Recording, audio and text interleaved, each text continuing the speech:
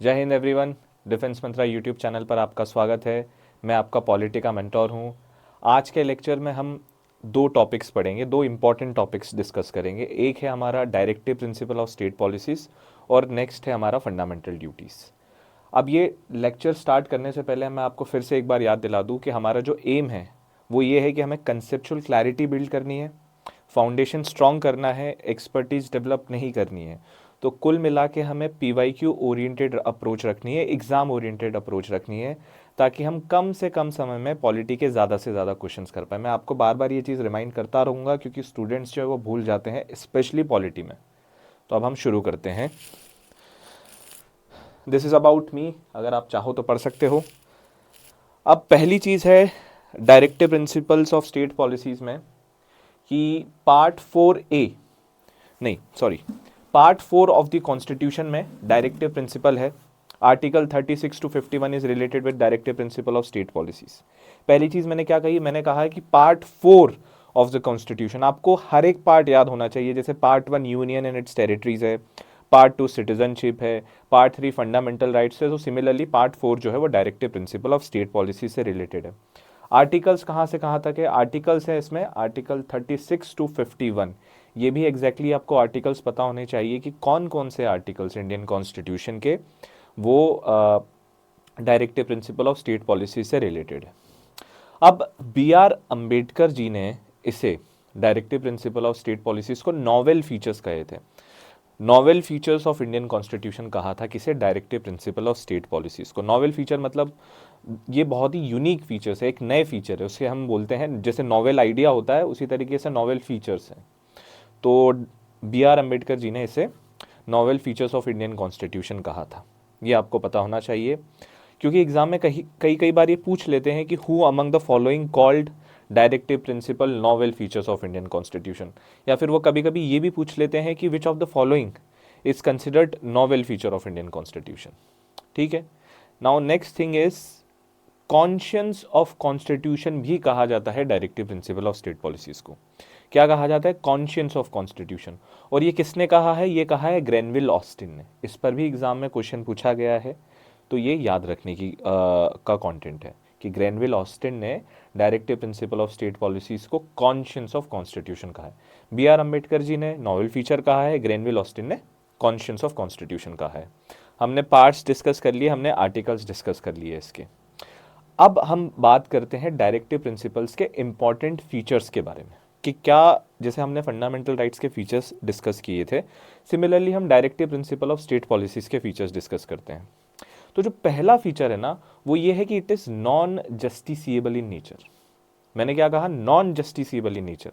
याद कीजिए, मैंने आपको जब फंडामेंटल राइट्स पढ़ाया था तो मैंने कहा था it is justiciable in nature, मतलब आप individual can move to court for enforcement of fundamental right, and that is why it is called justiciable in nature, because court can enforce it. If your fundamental rights are being violated, you can move to Supreme Court or High Court and ensure that, and can मतलब ensure that judiciary is enforcing your fundamental rights. लेकिन मैंने यहाँ पे कहा non justiciable है। इसका मतलब ये है कि it is not enforceable by court. ये कोर्ट्स इन्फोर्स नहीं कर सकते। आप कोर्ट के पास में नहीं जा सकते हो। You can not move to supreme court और high court by saying that I am unable to enjoy my directive principle of state policies. जो भी डायरेक्ट, जैसे कि एक जो फीचर है डायरेक्टिव प्रिंसिपल का वो है यूनिफॉर्म सिविल कोड। आप जुडिशरी पे जाके ये नहीं बोल सकते हो कि आप इसे इन्फोर्स करवाइए। आप गवर्नमेंट को फोर्स कीजिए, आप पार्लियामेंट को फोर्स कीजिए कि ये एक बिल लाए और यूनिफॉर्म सिविल कोड इन्फोर्स करे। जो जुडिशरी है वो ओनली रिकमेंड कर सकती है पार्लियामेंट को, गवर्नमेंट को सजेस्ट कर सकती है कि आप सोच सकते हैं यूनिफॉर्म सिविल कोड को इम्प्लीमेंट करने के बारे में कंट्री में। तो ये इसीलिए है नॉन जस्टिसिएबल इन नेचर। मैंने क्या कहा? It is non justiciable in nature. फिर इसकी यूटिलिटी क्या है अगर ये नॉन जस्टिसिएबल इन नेचर है? तो देखिए, इसकी पहली यूटिलिटी ये है कि कोर्ट जो है, जुडिशरी जो है, सुप्रीम कोर्ट और हाई कोर्ट, वो इसको यूज़ कर सकती है। मतलब कि directive principle of state policies जितने भी आर्टिकल्स है उनको यूज़ कर सकती है to examine and determine the validity of laws pass by the parliament. मान लीजिए पार्लियामेंट ने कोई लॉ पास किया और उन्होंने कहा है, पार्लियामेंट ने एक बिल बनाया और इस बिल को पास करके उन्होंने एक लॉ बना दिया, और पार्लियामेंट का ये कहना था ये उनका ऑब्जेक्टिव था, उनका ये विजन था कि जो भी आर्टिकल 38, 39, 40 ये जो डायरेक्टिव प्रिंसिपल्स में है, इस ये जो ऑब्जेक्टिव्स हैं इनको हमको रियलाइज़ करवाना है बाय पासिंग दिस लॉ। हमने ये बिल इसीलिए पास किया है ताकि ये जितने भी डायरेक्टिव प्रिंसिपल्स हैं इनको हमको रियलिटी में लेके आना है, इनको हमें, इनके जो ऑब्जेक्टिव्स हैं इन्हें हमें अचीव करना है। अब मैं कोर्ट के पास में गया, मैंने कोर्ट से कहा कि देखिए ये जो है ना, आप इसकी वैलिडिटी चेक कीजिए। जो मैं हूँ एज अ पिटिशनर हूँ, मैंने पिटिशनर के तौर पर सुप्रीम कोर्ट से कहा है कि honourable supreme court, I don't think this laws are unconstitutional, ये जो बिल पास किया ये अनकॉन्स्टिट्यूशनल है। सुप्रीम कोर्ट ने बोला अच्छा let me check. Supreme court ने चेक किया तो उन्होंने ये पाया कि यार ये जो है कुछ आर्टिकल्स है डायरेक्टिव प्रिंसिपल्स के, उनके जो कुछ ऑब्जेक्टिव्स है उनको फुलफिल कर रहा है। तो कोर्ट ने बोला कि नहीं, हम इसको अनकॉन्स्टिट्यूशनल डिक्लेयर नहीं करेंगे क्योंकि ये डायरेक्टिव प्रिंसिपल जो डायरेक्टिव प्रिंसिपल्स हैं उनके ऑब्जेक्टिव्स को रियलाइज़ करने की कोशिश कर रहे हैं। तो मैंने क्या कहा यहाँ पे, कुल मिला के बात ये है कि directive principle of state policies को यूज़ कर सकती है judiciary to examine and determine the validity of laws और bills passed by the parliament, although it is non justiciable but it could be used by the judiciary. This is the first thing. Second thing is, ये मतलब इनका जो M है directive principle का वो ये है कि इंडिया को एक वेलफेयर स्टेट बनाना है। क्या बनाना है? वेलफेयर स्टेट बनाना है। तो अगर आपसे ये क्वेश्चन पूछ लिया जाए कि fundamental rights, directive principle of state policies, fundamental duties, इनमें से किसका ऑब्जेक्टिव है इंडिया को वेलफेयर स्टेट बनाने का, तो आंसर क्या होना चाहिए? It should B directive principle of state policies. Another thing is, जो नेक्स्ट फीचर है वो ये है कि directive principle of state policies promote करते हैं, कोशिश करते हैं इंडिया को सोशल डेमोक्रेसी बनाना और इकोनॉमिक डेमोक्रेसी बनाना। क्या कोशिश करते हैं इंडिया को, कौन सी डेमोक्रेसी बनाना है?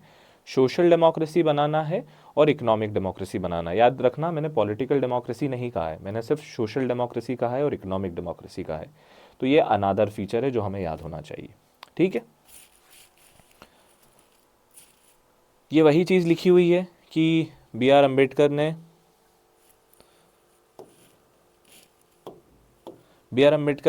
इन्हें क्या कहा था? नॉवेल फीचर कहा था। और ग्रेनवेल ऑस्टिन ने इन्हें क्या कहा था? कॉन्शियंस ऑफ कॉन्स्टिट्यूशन कहा था। एक चीज़ मैं बताना भूल गया था, याद कीजिए जब मैंने आपको salient features of Indian constitution पढ़ाया था तो मैंने क्या कहा था आपसे कि हमने बहुत से फीचर्स दूसरी कंट्री के कॉन्स्टिट्यूशन से बोरो किए हैं। तो मैंने आपको डीपीएसपी जब पढ़ाया था तो डीपीएसपी हमने किस कंट्री के कॉन्स्टिट्यूशन से बोरो किया था? हमने आयरिश कॉन्स्टिट्यूशन से बोरो किया था। लेकिन दिमाग में रखने वाली एक और इम्पॉर्टेंट चीज़ ये है कि आयरिश कॉन्स्टिट्यूशन ने भी इसे कॉपी किया है स्पेनिश कॉन्स्टिट्यूशन से। हमने आयरिश कॉन्स्टिट्यूशन से बोरो किया है और आयरिश कॉन्स्टिट्यूशन ने इसे कहाँ से बोरो किया है? स्पेनिश कॉन्स्टिट्यूशन से। तो ये याद रखना है हमें। ठीक है, हमने कहाँ से बोरो किया है? हमने बोरो किया है आयरिश कॉन्स्टिट्यूशन से। तो एग्जाम में क्वेश्चन आ जाए कि Indian constitution borrowed directive principle of state policies from which constitution, उसमें आयरलैंड भी है और स्पेन भी है। तो आपका आंसर क्या होना चाहिए? Irish constitution. आयरलैंड ने कहीं से भी बोरो किया, उससे हमें फ़र्क नहीं पड़ता। हमने कहाँ से बोरो किया है? हमने बोरो किया है इसे आयरिश कॉन्स्टिट्यूशन से। तो we borrowed it from Irish constitution और उन्होंने भी इसे कॉपी किया था स्पेनिश कॉन्स्टिट्यूशन से। ये भूलना मत, इंपॉर्टेंट पॉइंट है। उसके बाद में पहला फीचर मैंने क्या बताया था कि ये नॉन जस्टिसेबल है। इसका रीज़न भी मैंने आपको बता दिया था कि why it is non justiciable, क्योंकि बट सेकेंड थिंग मैंने क्या बताया था कि कोर्ट जो है इसको यूज़ कर सकती है in examining and determining constitutional validity of law. एक इंपॉर्टेंट पॉइंट मैं बताना आपको भूल गया था कि डीपीएसपी रिजेंबल करती है इंस्ट्रूमेंट ऑफ इंस्ट्रक्शंस को, जो कि प्रेजेंट था in government of India act 1935। क्या कहा मैंने? डीपीएसपी रिजेंबल करती है इंस्ट्रूमेंट ऑफ इंस्ट्रक्शंस को। तो ये भी एग्जाम में क्वेश्चन पूछा जा सकता है कि which of the following resembles instrument of instruction given in government of India act 1935। तो इसका आंसर क्या है? Directive principle of state policy. Next point क्या है? Third point, DPSP constitute a very comprehensive social, economic and political program for modern democratic state. Simple है, their aim is to realize ideals of justice, liberty, equality and fraternity given in preamble. मैंने आपको पढ़ाया था ना preamble में justice कितने type की है? Social justice, economic justice, political justice. और ये हम कैसे अचीव कर सकते हैं, सोशल जस्टिस के आइडियल्स हम कैसे अचीव कर सकते हैं, हम कैसे इंश्योर कर सकते हैं कि इंडिया में इकोनॉमिक जस्टिस रहे, हम कैसे इंश्योर कर सकते हैं कि इंडिया में पॉलिटिकल जस्टिस रहे, ये होगा through directive principle of state policies. हमने लिबर्टी, इक्वालिटी, फ्रेटर्निटी भी देखा था, याद कीजिए हमने इसे कहाँ से बोरो किया था। तो another objective of directive principle ये है कि जो भी आइडियल्स हैं प्रीएम्बल में, जैसे जस्टिस, लिबर्टी, इक्वालिटी, फ्रेटर्निटी, इसको अचीव करने का भी जो आइडियल है वो डायरेक्टिव प्रिंसिपल में। मैंने आपको ये भी बता दिया था कि डायरेक्टिव प्रिंसिपल का another objective is what, social democracy बनाना है, इकोनॉमिक डेमोक्रेसी बनाना है, लेकिन पॉलिटिकल डेमोक्रेसी डायरेक्टिव प्रिंसिपल बात नहीं करता। Social democracy as well as economic democracy बनाना है किसका काम है, डायरेक्टिव प्रिंसिपल का काम है इंडिया को। वेलफेयर स्टेट भी मैंने आपको बता दिया था। अब हम बात करते हैं आर्टिकल 36 की। आर्टिकल 36 क्या कह रहा है? आर्टिकल 36 डेफिनेशन ऑफ स्टेट की बात करता है कि स्टेट की डेफिनेशन क्या होगी। तो ये भी आपको याद होना चाहिए, मैंने जब आपको फंडामेंटल राइट्स पढ़ाए थे तो मैंने कहा था उसमें कौन से आर्टिकल में डेफिनेशन ऑफ स्टेट था, आर्टिकल 12 में था डेफिनेशन ऑफ स्टेट। तो आर्टिकल 36 क्या कहता है? आर्टिकल 36 ये कहता है कि जो स्टेट की डेफिनेशन है वो वही होगी जो आर्टिकल 12 में डेफिनेशन ऑफ स्टेट है। मतलब कि आर्टिकल 12 में जो डेफिनेशन ऑफ स्टेट है वही की वही डेफिनेशन ऑफ स्टेट आर्टिकल 36 में होगी। क्या डेफिनेशन थी उसमें? हमने कहा था कि पार्लियामेंट और यूनियन गवर्नमेंट है, स्टेट लेजिस्लेचर और स्टेट गवर्नमेंट है, उसके बाद में डिस्ट्रिक्ट बोर्ड्स हैं, म्यूनिसिपैलिटीज़ है, उसके बाद में पंचायत्स हैं, डिस्ट्रिक्ट कोर्ट्स हैं, डिस्ट्रिक्ट बोर्ड्स हैं, उसके बाद में मैंने बताया था स्टैट्यूटरी और नॉन स्टैट्यूटरी बॉडीज़ है। तो ये सारे क्या है, ये सब के सब डेफिनेशन ऑफ स्टेट में आते हैं। तो सेम डेफिनेशन जो है आर्टिकल 36 में आएगी। ठीक है, अब है आर्टिकल 37। आर्टिकल 37 क्या कह रहा है? अभी मैंने आपको फीचर में बताया था ना कि directive principle is non justiciable in nature. तो आर्टिकल 37 भी यही कह रहा है कि जो डायरेक्टिव प्रिंसिपल है it is not enforceable by any court of law, it can not be enforced. Article 37 is saying exactly that. In this part shall not be, ये देखिए, shall not be enforceable by any court. But ये जो principles हैं, जितने भी directive principles हैं, ये fundamental हैं इन गवर्नेंस।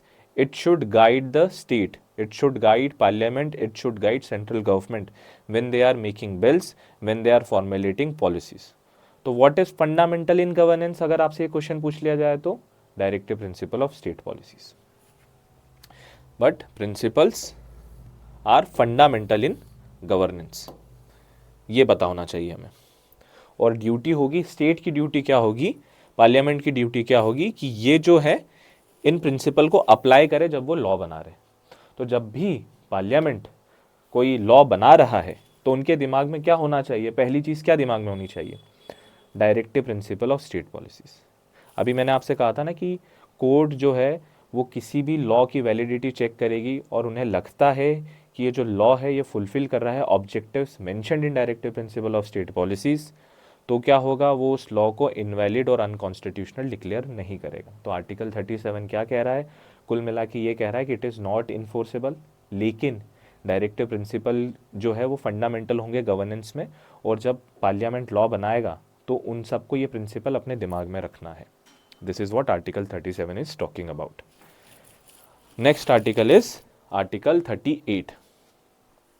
आर्टिकल 38 क्या कह रहा है? आर्टिकल 38 कुल मिला के ये कह रहा है कि state should promote justice, state को इंश्योर करना है justice, social justice, economic justice and political justice. ठीक है, कौन से जस्टिस मैंने बताया, 3 जस्टिस बताया, और ये मैंने प्रीएम्बल जब मैंने आपको पढ़ाया था तो बहुत डिटेल में मैंने आपसे डिस्कस किया था कि सोशल जस्टिस क्या होता है, इकोनॉमिक जस्टिस क्या होता है, पॉलिटिकल जस्टिस क्या होता है और जस्टिस क्या होता है। तो आर्टिकल 38 क्या कह रहा है कि ये स्टेट की ड्यूटी है कि इंडिया में जस्टिस मेंटेन करना है, इंडिया में जस्टिस शुड प्रिवेल। वो जस्टिस सोशल जस्टिस भी होना चाहिए, इकोनॉमिक जस्टिस भी होना चाहिए और पॉलिटिकल जस्टिस भी होना चाहिए। स्टेट शैल स्ट्राइव, कोशिश करेगा, स्टेट जो है स्ट्राइव करेगा, कोशिश करेगा, to promote the welfare of people, welfare of people. ठीक है, वेलफेयर ऑफ पीपल कैसे प्रमोट कर सकते हैं वो, by securing a social order, social order permeated by justice, जहां पर जस्टिस प्रिवेल करे, ऐसा सोशल ऑर्डर जहां पर जस्टिस प्रिवेल कर रहा है। और वो कौन कौन से जस्टिस है? वो है social justice, economic justice, political justice. ये है आर्टिकल 38 का पहला क्लॉज। पहले क्लॉज में मैंने क्या कहा है कि स्टेट जो है वो सोशल ऑर्डर मेंटेन करेगा और ये सोशल ऑर्डर में जस्टिस होना चाहिए। ठीक है, अब सेकंड पॉइंट क्या कह रहा है? स्टेट जो है वो मिनिमाइज करेगा इनइक्वालिटीज। क्या कहा मैंने? स्टेट जो है वो मिनिमाइज करेगा इनइक्वालिटीज। कहाँ कहाँ पर? इनकम में इनइक्वालिटी, स्टेटस में इनइक्वालिटीज, अपॉर्चुनिटीज में इनइक्वालिटीज, इन वेल्थ में इनइक्वालिटीज। तो स्टेट जो है वो मिनिमाइज करेगा इनइक्वालिटी कहाँ कहाँ पर? First is income, second is status, third is facilities and fourth is opportunities. Income में इनइक्वालिटी, मुझ में और आपकी इनकम में बहुत डिफरेंस होगा, तो ये स्टेट कोशिश करेगा लॉ बना के कि मेरे और आपके बीच में जो इनकम में इनइक्वालिटी है वो कम हो, वो मिनिमाइज हो। स्टेटस में आज भी हम लोगों को जज करते हैं on the basis of their caste, on the basis of their gender, on the basis of their religion. तो ये जो स्टेटस में इनइक्वालिटी है इसे भी हमें मिनिमाइज करना है। अपॉर्चुनिटीज़, आज मेरे पास मैं क्योंकि मैं फिनेंशियली वेल ऑफ हूँ, फिनेंशियली साउंड हूँ, तो मेरे पास में अपॉर्चुनिटीज़ ज़्यादा है कंपेयर टू दोस्त जो बिलो पॉवर्टी लाइन में है, जो फैमिली बिलो पॉवर्टी लाइन में है। ठीक है, तो ये है इनइक्वालिटीज़ इन, हमको इनइक्वालिटी कम करनी है इनकम में, स्टेटस में, अपॉर्चुनिटीज़ में, वेल्थ में, और ये आर्टिकल 38 कहता है। और mind you it is non justiciable. ठीक है, कोर्ट इन्फोर्स नहीं करा सकता है, लेकिन जब पार्लियामेंट लॉ बना रहा है तो उनको ये क्लॉज दिमाग में होना चाहिए। अब एक इंपॉर्टेंट पॉइंट क्या है, ये जो मैंने इनकम इनइक्वालिटीज़ एंड अपॉर्चुनिटीज़ वाली बात कही है ना, ये हमने बाद में ऐड किया है। 42nd कॉन्स्टिट्यूशनल अमेंडमेंट एक्ट 1976 से हमने ये जो सेकेंड क्लॉज है उसे ऐड किया है। तो मैं अभी आपको बताते जाऊंगा कि कौन कौन से प्रिंसिपल्स हमने बाद में ऐड किए जो ओरिजिनली कॉन्स्टिट्यूशन में नहीं थे। तो वो आप नोट डाउन कर लेना, वो आपको याद होने चाहिए कि कौन कौन से हैं, कौन कौन से प्रोविजंस हैं जो ओरिजिनली डीपीएसपी में नहीं थे, इसे हमने बाद में ऐड किया है। तो डायरेक्ट ये जो इनकम अपॉर्चुनिटी वाला जो क्लॉज है ये हमने 42nd कॉन्स्टिट्यूशनल अमेंडमेंट एक्ट से ऐड किया है। ठीक है, नेक्स्ट इज आर्टिकल 39। आर्टिकल 39 में कौन कौन सी चीज़ें हैं? पहली चीज़ है secure right to adequate means of livelihood for all citizen. मैंने क्या कहा है? एडिक्वेट मीन्स ऑफ लाइवलीहुड, मतलब स्टेट ऐसी कंडीशन क्रिएट करेगा जहां पर मेरे पास में काम हो और मैं उस काम से पैसा कमा के अपना घर चला सकूं, मैं अपनी रोजी रोटी कमा सकूं। मैंने क्या कहा है कि स्टेट ऐसी कंडीशन क्रिएट करेगा जहां पर मेरे पास में काम है, उस काम से मैं पैसा कमा कर अपना घर चला सकूं, अपनी रोजी रोटी कमा सकूं। तो ये होता है एडिक्वेट मीन्स ऑफ लाइवलीहुड। ये स्टेट इंश्योर करेगा, स्टेट ऐसी कंडीशन बनाएगा। State will secure right to adequate means of livelihood for all citizens. Second, equitable distribution of material resources of the community for common good. जो material resources हैं, जैसे पानी हो गया, जैसे लैंड हो गया, कोल हो गया, तो ये जो मटेरियल रिसोर्सेज हैं इनका स्टेट इंश्योर करेगी कि इनका इक्विटेबल डिस्ट्रीब्यूशन हो। मतलब कि जो गरीब है उसके पास में ज़्यादा हिस्सा जाए मटेरियल रिसोर्सेज का compare to those who are अमीर, दोज हु आर रिच। मतलब कि अगर सरकार के पास में कोई रिसोर्सेज हैं तो उस रिसोर्सेज का सबसे ज़्यादा बेनिफिट किसके पास में होना चाहिए, सबसे ज़्यादा बेनिफिट किसके पास जाना चाहिए? जो most poorest of the poor है, उसके बाद में जो पुअर है, उसके बाद में मिडिल क्लास, फिर हायर क्लास, फिर रिच, फिर अल्ट्रा रिच। ऐसा नहीं कि जो मटेरियल रिसोर्सेज है गवर्नमेंट के, अभी क्या हो रहा है, जो मटेरियल रिसोर्सेज है गवर्नमेंट के उसका सबसे ज़्यादा बेनिफिट किसको जा रहा है? जो अल्ट्रा रिच है, जो बहुत ज़्यादा रिच है। तो ये डायरेक्टिव प्रिंसिपल इसके अगेंस्ट में बात करता है कि जो मटेरियल रिसोर्सेज है इसे हमें इक्विटेबली डिस्ट्रीब्यूट करना है कॉमन गुड के लिए। कॉमन गुड मतलब हर किसी का उद्धार हो। ठीक है। Third is prevention of concentration of wealth. मतलब कि थर्ड पॉइंट उन्होंने क्या कहा है कि जो कंसंट्रेशन ऑफ वेल्थ है इसे हमें रोकना है। आज भी अगर हम देखें इंडिया में तो जो 90% ऑफ रिसोर्सेज है इंडिया के, वो कौन कंट्रोल कर रहा है? 10 या 5 या 10% जो लोग हैं इंडिया में वो कंट्रोल कर रहे हैं, और बाकी के जो 90% लोग हैं उनके पास में रिमेनिंग 10% ऑफ रिसोर्सेज है। मतलब कि 10% लोगों के पास में 90% पैसा है, 90% रिसोर्सेज है, 90% वेल्थ है, और बाकी के जो 90% उनके पास में 10% ही वेल्थ और रिसोर्सेज है। तो ये क्या हमें शो कर रहा है, ये हमें क्या इंडिकेट कर रहा है, ये हमें इंडिकेट कर रहा है कि जो वेल्थ है उसका कंसंट्रेशन है कुछ लोगों के पास में। कुछ लोगों के पास में जो है वो महंगी महंगी गाड़ियाँ हैं, महंगे महंगे घर है, वॉचेस वो बड़ी महंगी पहन रहे हैं, फॉरेन ट्रिप्स लगा रहे हैं, फॉरेन में उनके पास में घर है, फार्म हाउसेस हैं, लैंड है, गोल्ड है, ज्वेलरी है, ये सारी चीज़ें। और ऐसे बहुत से लोग हैं जिनके पास में रहने को घर नहीं है, उनके पास में वो 2 मील्स अ डे नहीं खा पा रहे, दिन दिन में 2 बार खाना नहीं खा पा रहे हो। तो ये हमें क्या बता रहा है, ये हमें बता रहा है कि कंसंट्रेशन ऑफ वेल्थ है। ठीक है, जैसे हम बात करते हैं ना पर कैपिटा इनकम की, इंडिया में पर कैपिटा इनकम कितनी है, कितनी लो है, even though we are the 4th largest GDP, फिर भी पर कैपिटा इनकम हमारी कितनी लो है। तो ये वही इंडिकेट करता है कि जो सबसे अमीर है और जो सबसे गरीब है उसमें बहुत डिफरेंस है। और ये क्या इंडिकेट कर रहा है, ये क्या हमें शो कर रहा है, ये क्या रिफ्लेक्ट कर रहा है, ये रिफ्लेक्ट कर रहा है कि there is a concentration of wealth. तो स्टेट को इंश्योर करना है कि ये जो कंसंट्रेशन ऑफ वेल्थ है ये इसे वो रोके, पहली चीज़ प्रिवेंट करे, दूसरी चीज़ मिनिमाइज करे। और ये कौन सा आर्टिकल कह रहा है, ये कह रहा है article 39।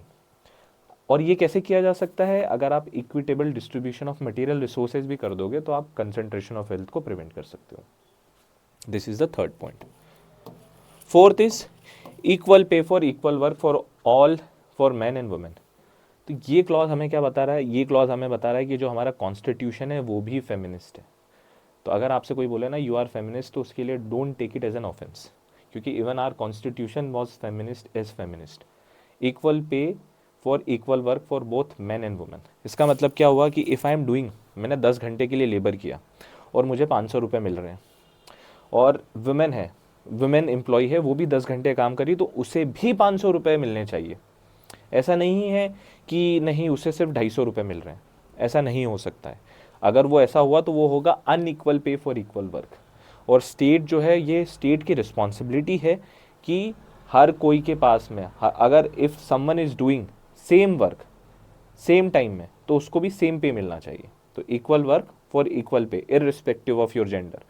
If you are transgender, if you belongs to other gender, LGBTQ+ gender से भी हो, आप काम कर रहे हो, यू आर वर्किंग हार्ड, आप 10 घंटे काम कर रहे हो दिन में, and you are getting paid for, आपको कितना रुपया मिल रहा है, 300 या 400 रुपये मिल रहा है। और सेम काम, सेम 10 घंटे कोई और काम कर रहा है just because he is a man, और वो है, और उसे जो है वो 1000 रुपये मिल रहे हैं, तो इट इज़ अनइक्वल पे। तो ये इसके अगेंस्ट में है कॉन्स्टिट्यूशन। कॉन्स्टिट्यूशन ने क्या कहा है, equal pay for equal work for both man and women. Fifth clause क्या है आर्टिकल 39 में, preservation of health and strength of workers. जो वर्कर्स है उनकी हमें हेल्थ को प्रिजर्व करना है और इनकी स्ट्रेंथ को भी हमें बचा के रखना है। And children against forcible abuse, और चिल्ड्रंस को भी हमें बचाना है अब्यूज से। ये आर्टिकल 39 में बोला है, फिफ्थ क्लॉज, सिंपल क्लॉज था। सिक्स्थ क्लॉज क्या है, sixth point, opportunity for healthy development of children. मतलब स्टेट को कंडीशन क्रिएट करनी है, स्टेट को ऐसी कंडीशन बनानी है जहां पर बच्चों के पास में अपॉर्चुनिटी है for healthy development. Healthy development of children का मतलब क्या हुआ, it means that emotional development है, फिजिकल डेवलपमेंट है और मेंटल डेवलपमेंट है। ये तीनों चीज़ें मिला के जो है हेल्दी डेवलपमेंट ऑफ चिल्ड्रन होगा। उसके पास में अपॉर्चुनिटी है कि वो आसपास प्लेग्राउंड है तो वहाँ पर वो खेल पा रहा है, बच्चा खेल रहा है तो उसके कारण फिजिकल डेवलपमेंट हो रहा है। बच्चा स्कूल जा पा रहा है तो उससे उसका मेंटल डेवलपमेंट हो रहा है। उसके बाद में वो कोई अब्यूज़ नहीं झेल रहा है, he is not being abused, she is not being abused, और दे इज़ नॉट बीइंग अब्यूज्ड। तो उसके कारण वो उसका इमोशनल डेवलपमेंट भी हो रहा है। तो ये स्टेट ऐसी कंडीशन क्रिएट करेगा। और ये जो लास्ट क्लॉज है, हेल्दी डेवलपमेंट ऑफ चिल्ड्रन, ये भी ओरिजिनली कॉन्स्टिट्यूशन में नहीं था, ओरिजिनली डायरेक्टिव प्रिंसिपल में नहीं था, हमने इसे ऐड किया है bye 42nd constitutional amendment act 1976। ये थे आर्टिकल 39 में पूरे 6 क्लॉजेस थे which we have to remember. Next is article 39A।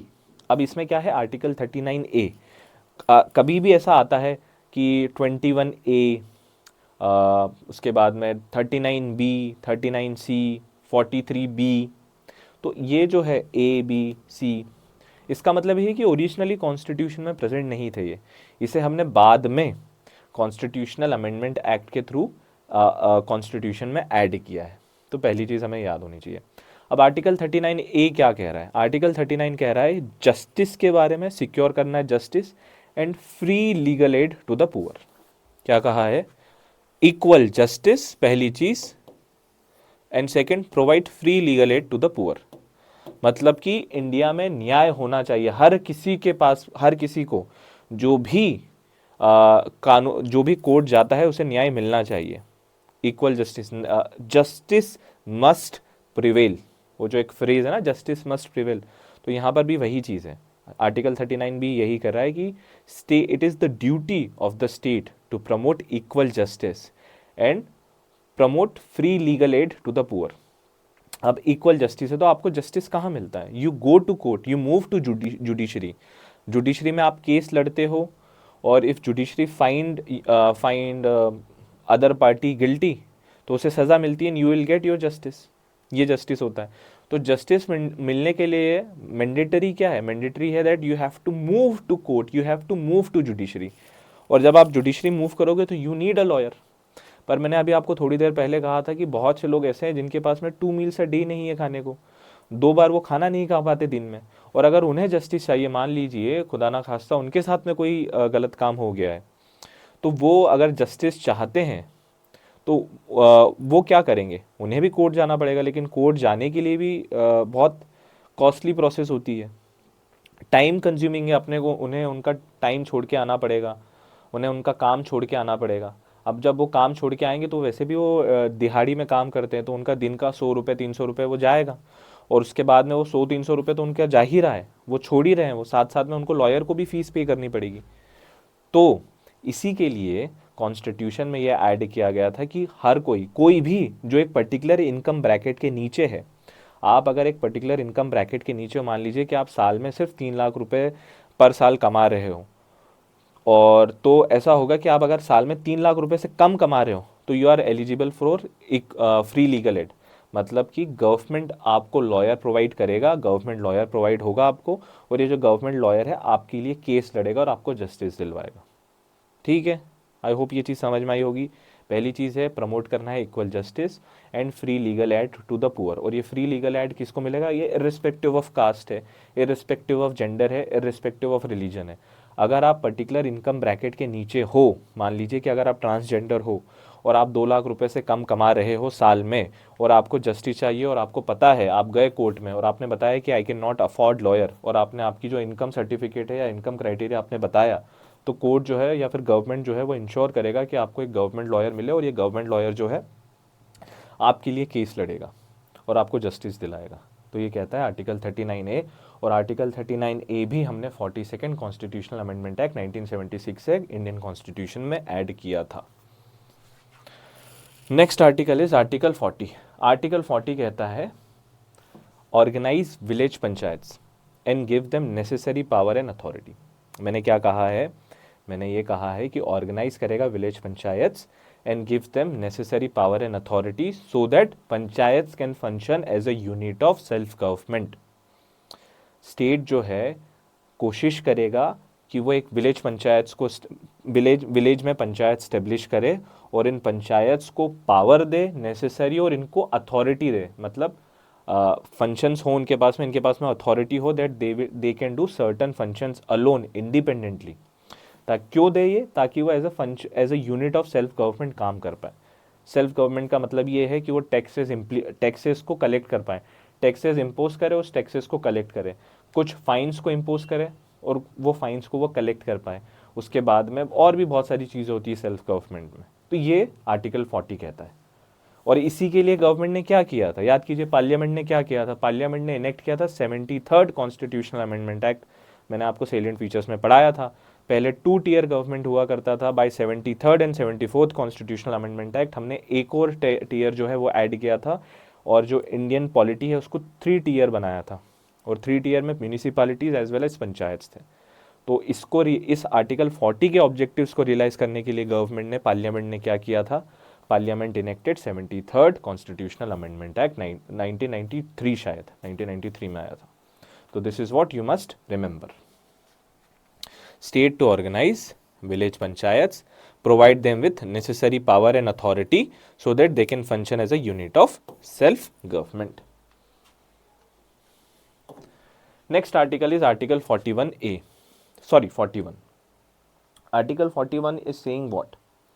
Article 41 कह रहा है द स्टेट शैल कोशिश करेगा with in the limits of economic capacity and development make effective provisions for.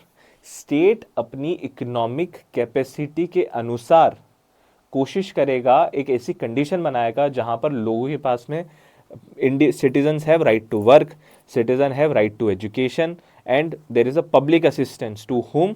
To disabled individuals, to elderly people, to unemployed individuals, to sick person।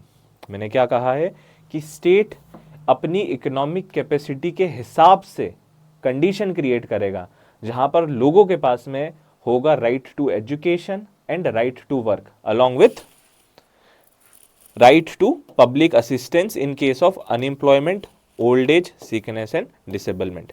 ये article 41 कहता है। फिर से मैं बता देता हूं, state shall within the limit of its economic capacity and development make effective provision, effective rule बनाएगा, और उस रूल की वजह से आपके पास में राइट टू वर्क होगा, आपके पास में राइट टू एजुकेशन होगा, and you will have right to public assistance in case of unemployment, old age, sickness and disablement. This is what Article 41 is saying. Next article is Article 42. Article 42 में क्या कह रहा है? वो just and humane working condition और maternity relief की बात कर रहा है। क्या कह रहा है? जो आपकी वर्किंग कंडीशन है, जहां पर आप काम कर रहे हो, जो आपका ऑफिस है, वो जस्ट और उसकी कंडीशन जस्ट होनी चाहिए और ह्यूमन होनी चाहिए। मतलब वो रहने लायक होनी चाहिए, वो इंसानों के लायक होनी चाहिए, जहां पर इंसान काम कर सके प्रॉपरली। और दूसरी चीज है मटर्निटी रिलीफ, इसको अभी हम डिस्कस करते हैं। The state shell make provisions for securing just and human condition of work and maternity relief. मतलब कि गवर्नमेंट लॉ बनाएगा और उस लॉ में कंपलसरी होगा कि मान लीजिए आप एक आईटी कंपनी में आप एक आईटी कंपनी हो, एक आईटी कंपनी, उस आईटी कंपनी के लिए बहुत से नेसेसरी प्री रिक्विजिट्स होंगे कि अगर आप आईटी कंपनी स्टार्ट करना चाह रहे हैं तो आपको बहुत सारी, जो आपके ऑफिस एम्प्लॉय होगा या फिर जो आपका ऑफिस कंडीशन होगा, उसमें ऐसा होगा कि आपको 5000 स्क्वायर फीट की प्रॉपर्टी कंपलसरी होगी। उसके बाद में वहाँ पर फायर हैजार्ड होना चाहिए, फायर सेफ्टी रूट होना चाहिए। उसके बाद में और भी बहुत सारी चीज़ें होती हैं जो अगर आप ऑफिस, एक नया ऑफिस स्टार्ट कर रहे हो, तो वो आपको एज अ लॉ उन सारी कंडीशन को फुलफिल करना पड़ेगा, क्योंकि लॉ में वो सारी चीज़ें दी हुई होती है।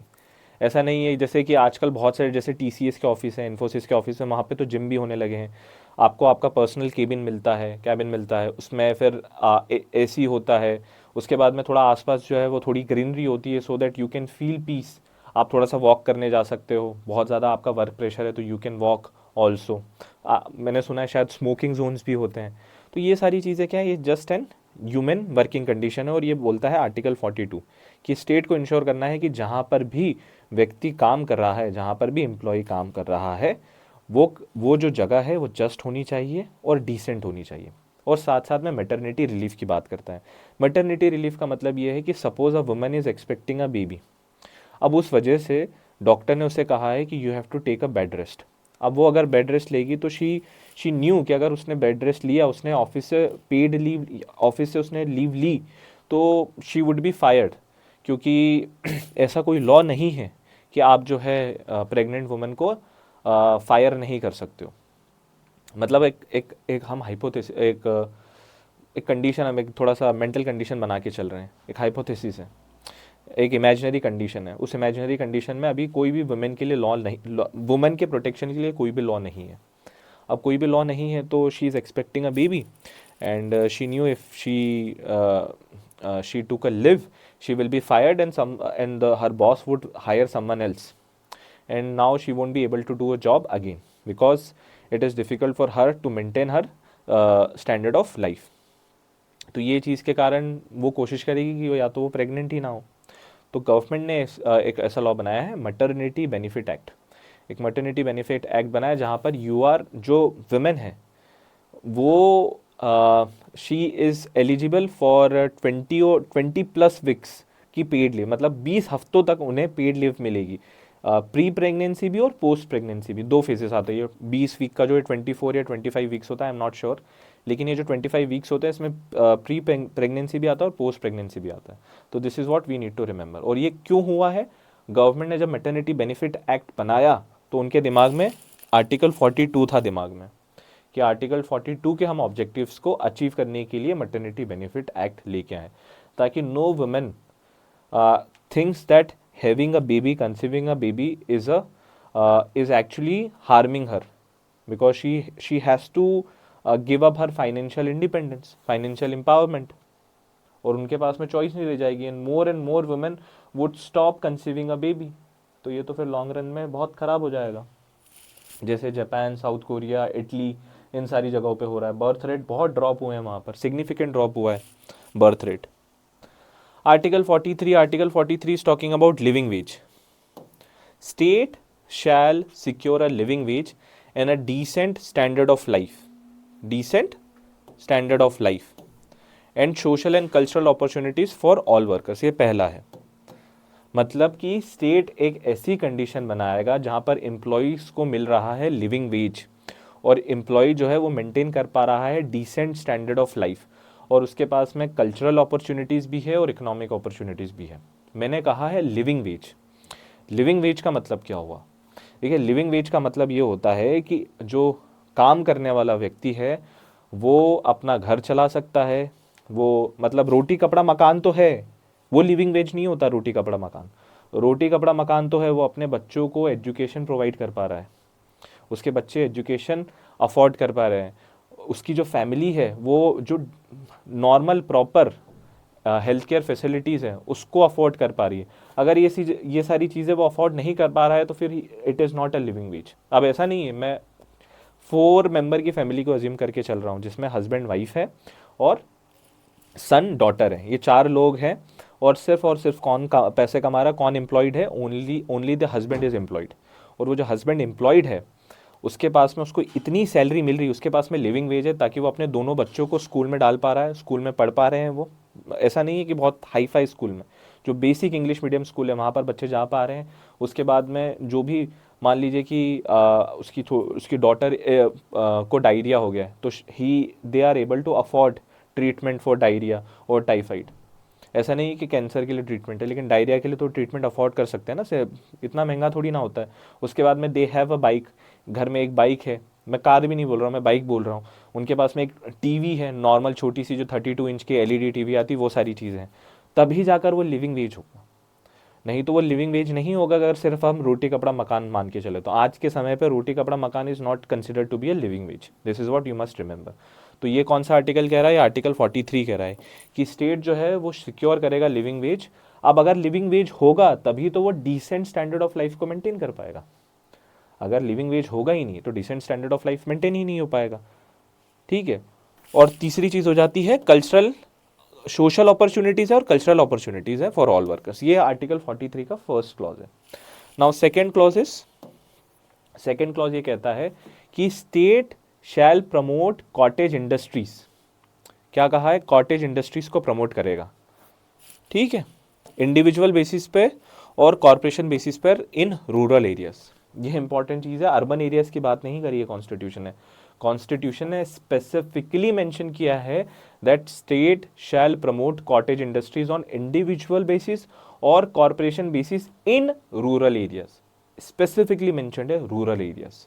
तो इसमें कंफ्यूज मत होना, it is not talking about urban areas. Article 43 is not talking about urban areas.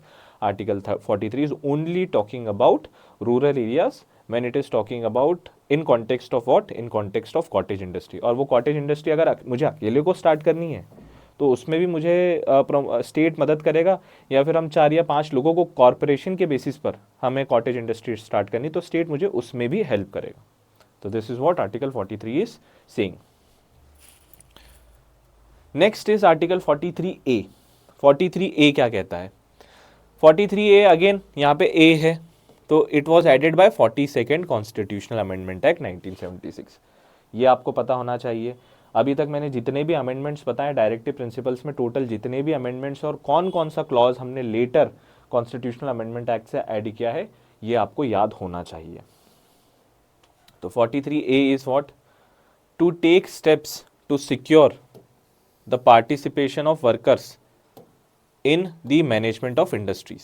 मैंने क्या कहा है, जो वर्कर्स है उनको उनका पार्टिसिपेशन हमें प्रमोट करना है in management of industries. Simple है। Next is 43B। अब 43B is talking about what, corporative societies to promote voluntary formation, autonomous functioning, democratic control and professional management of corporative societies. अब ये भी 43B है।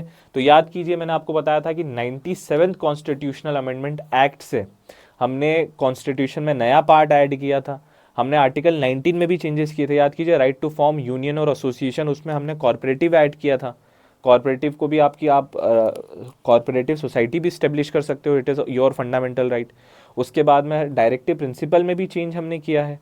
तो बहुत सारी चीज़ों में चेंज किया था। तो आर्टिकल 43B में 97 कॉन्स्टिट्यूशनल अमेंडमेंट एक्ट से हमने क्या किया, कुल मिला के article 43B is talking about corporative societies, democratic functioning, ये सब याद रखने की जरूरत नहीं। आप बस इतना याद रखिए कि article 43B is talking about promotion of corporative societies and it was added by 97 constitutional amendment act 2011। बस इतना आपको याद होना चाहिए। Next is state shall secure for all citizen uniform civil code.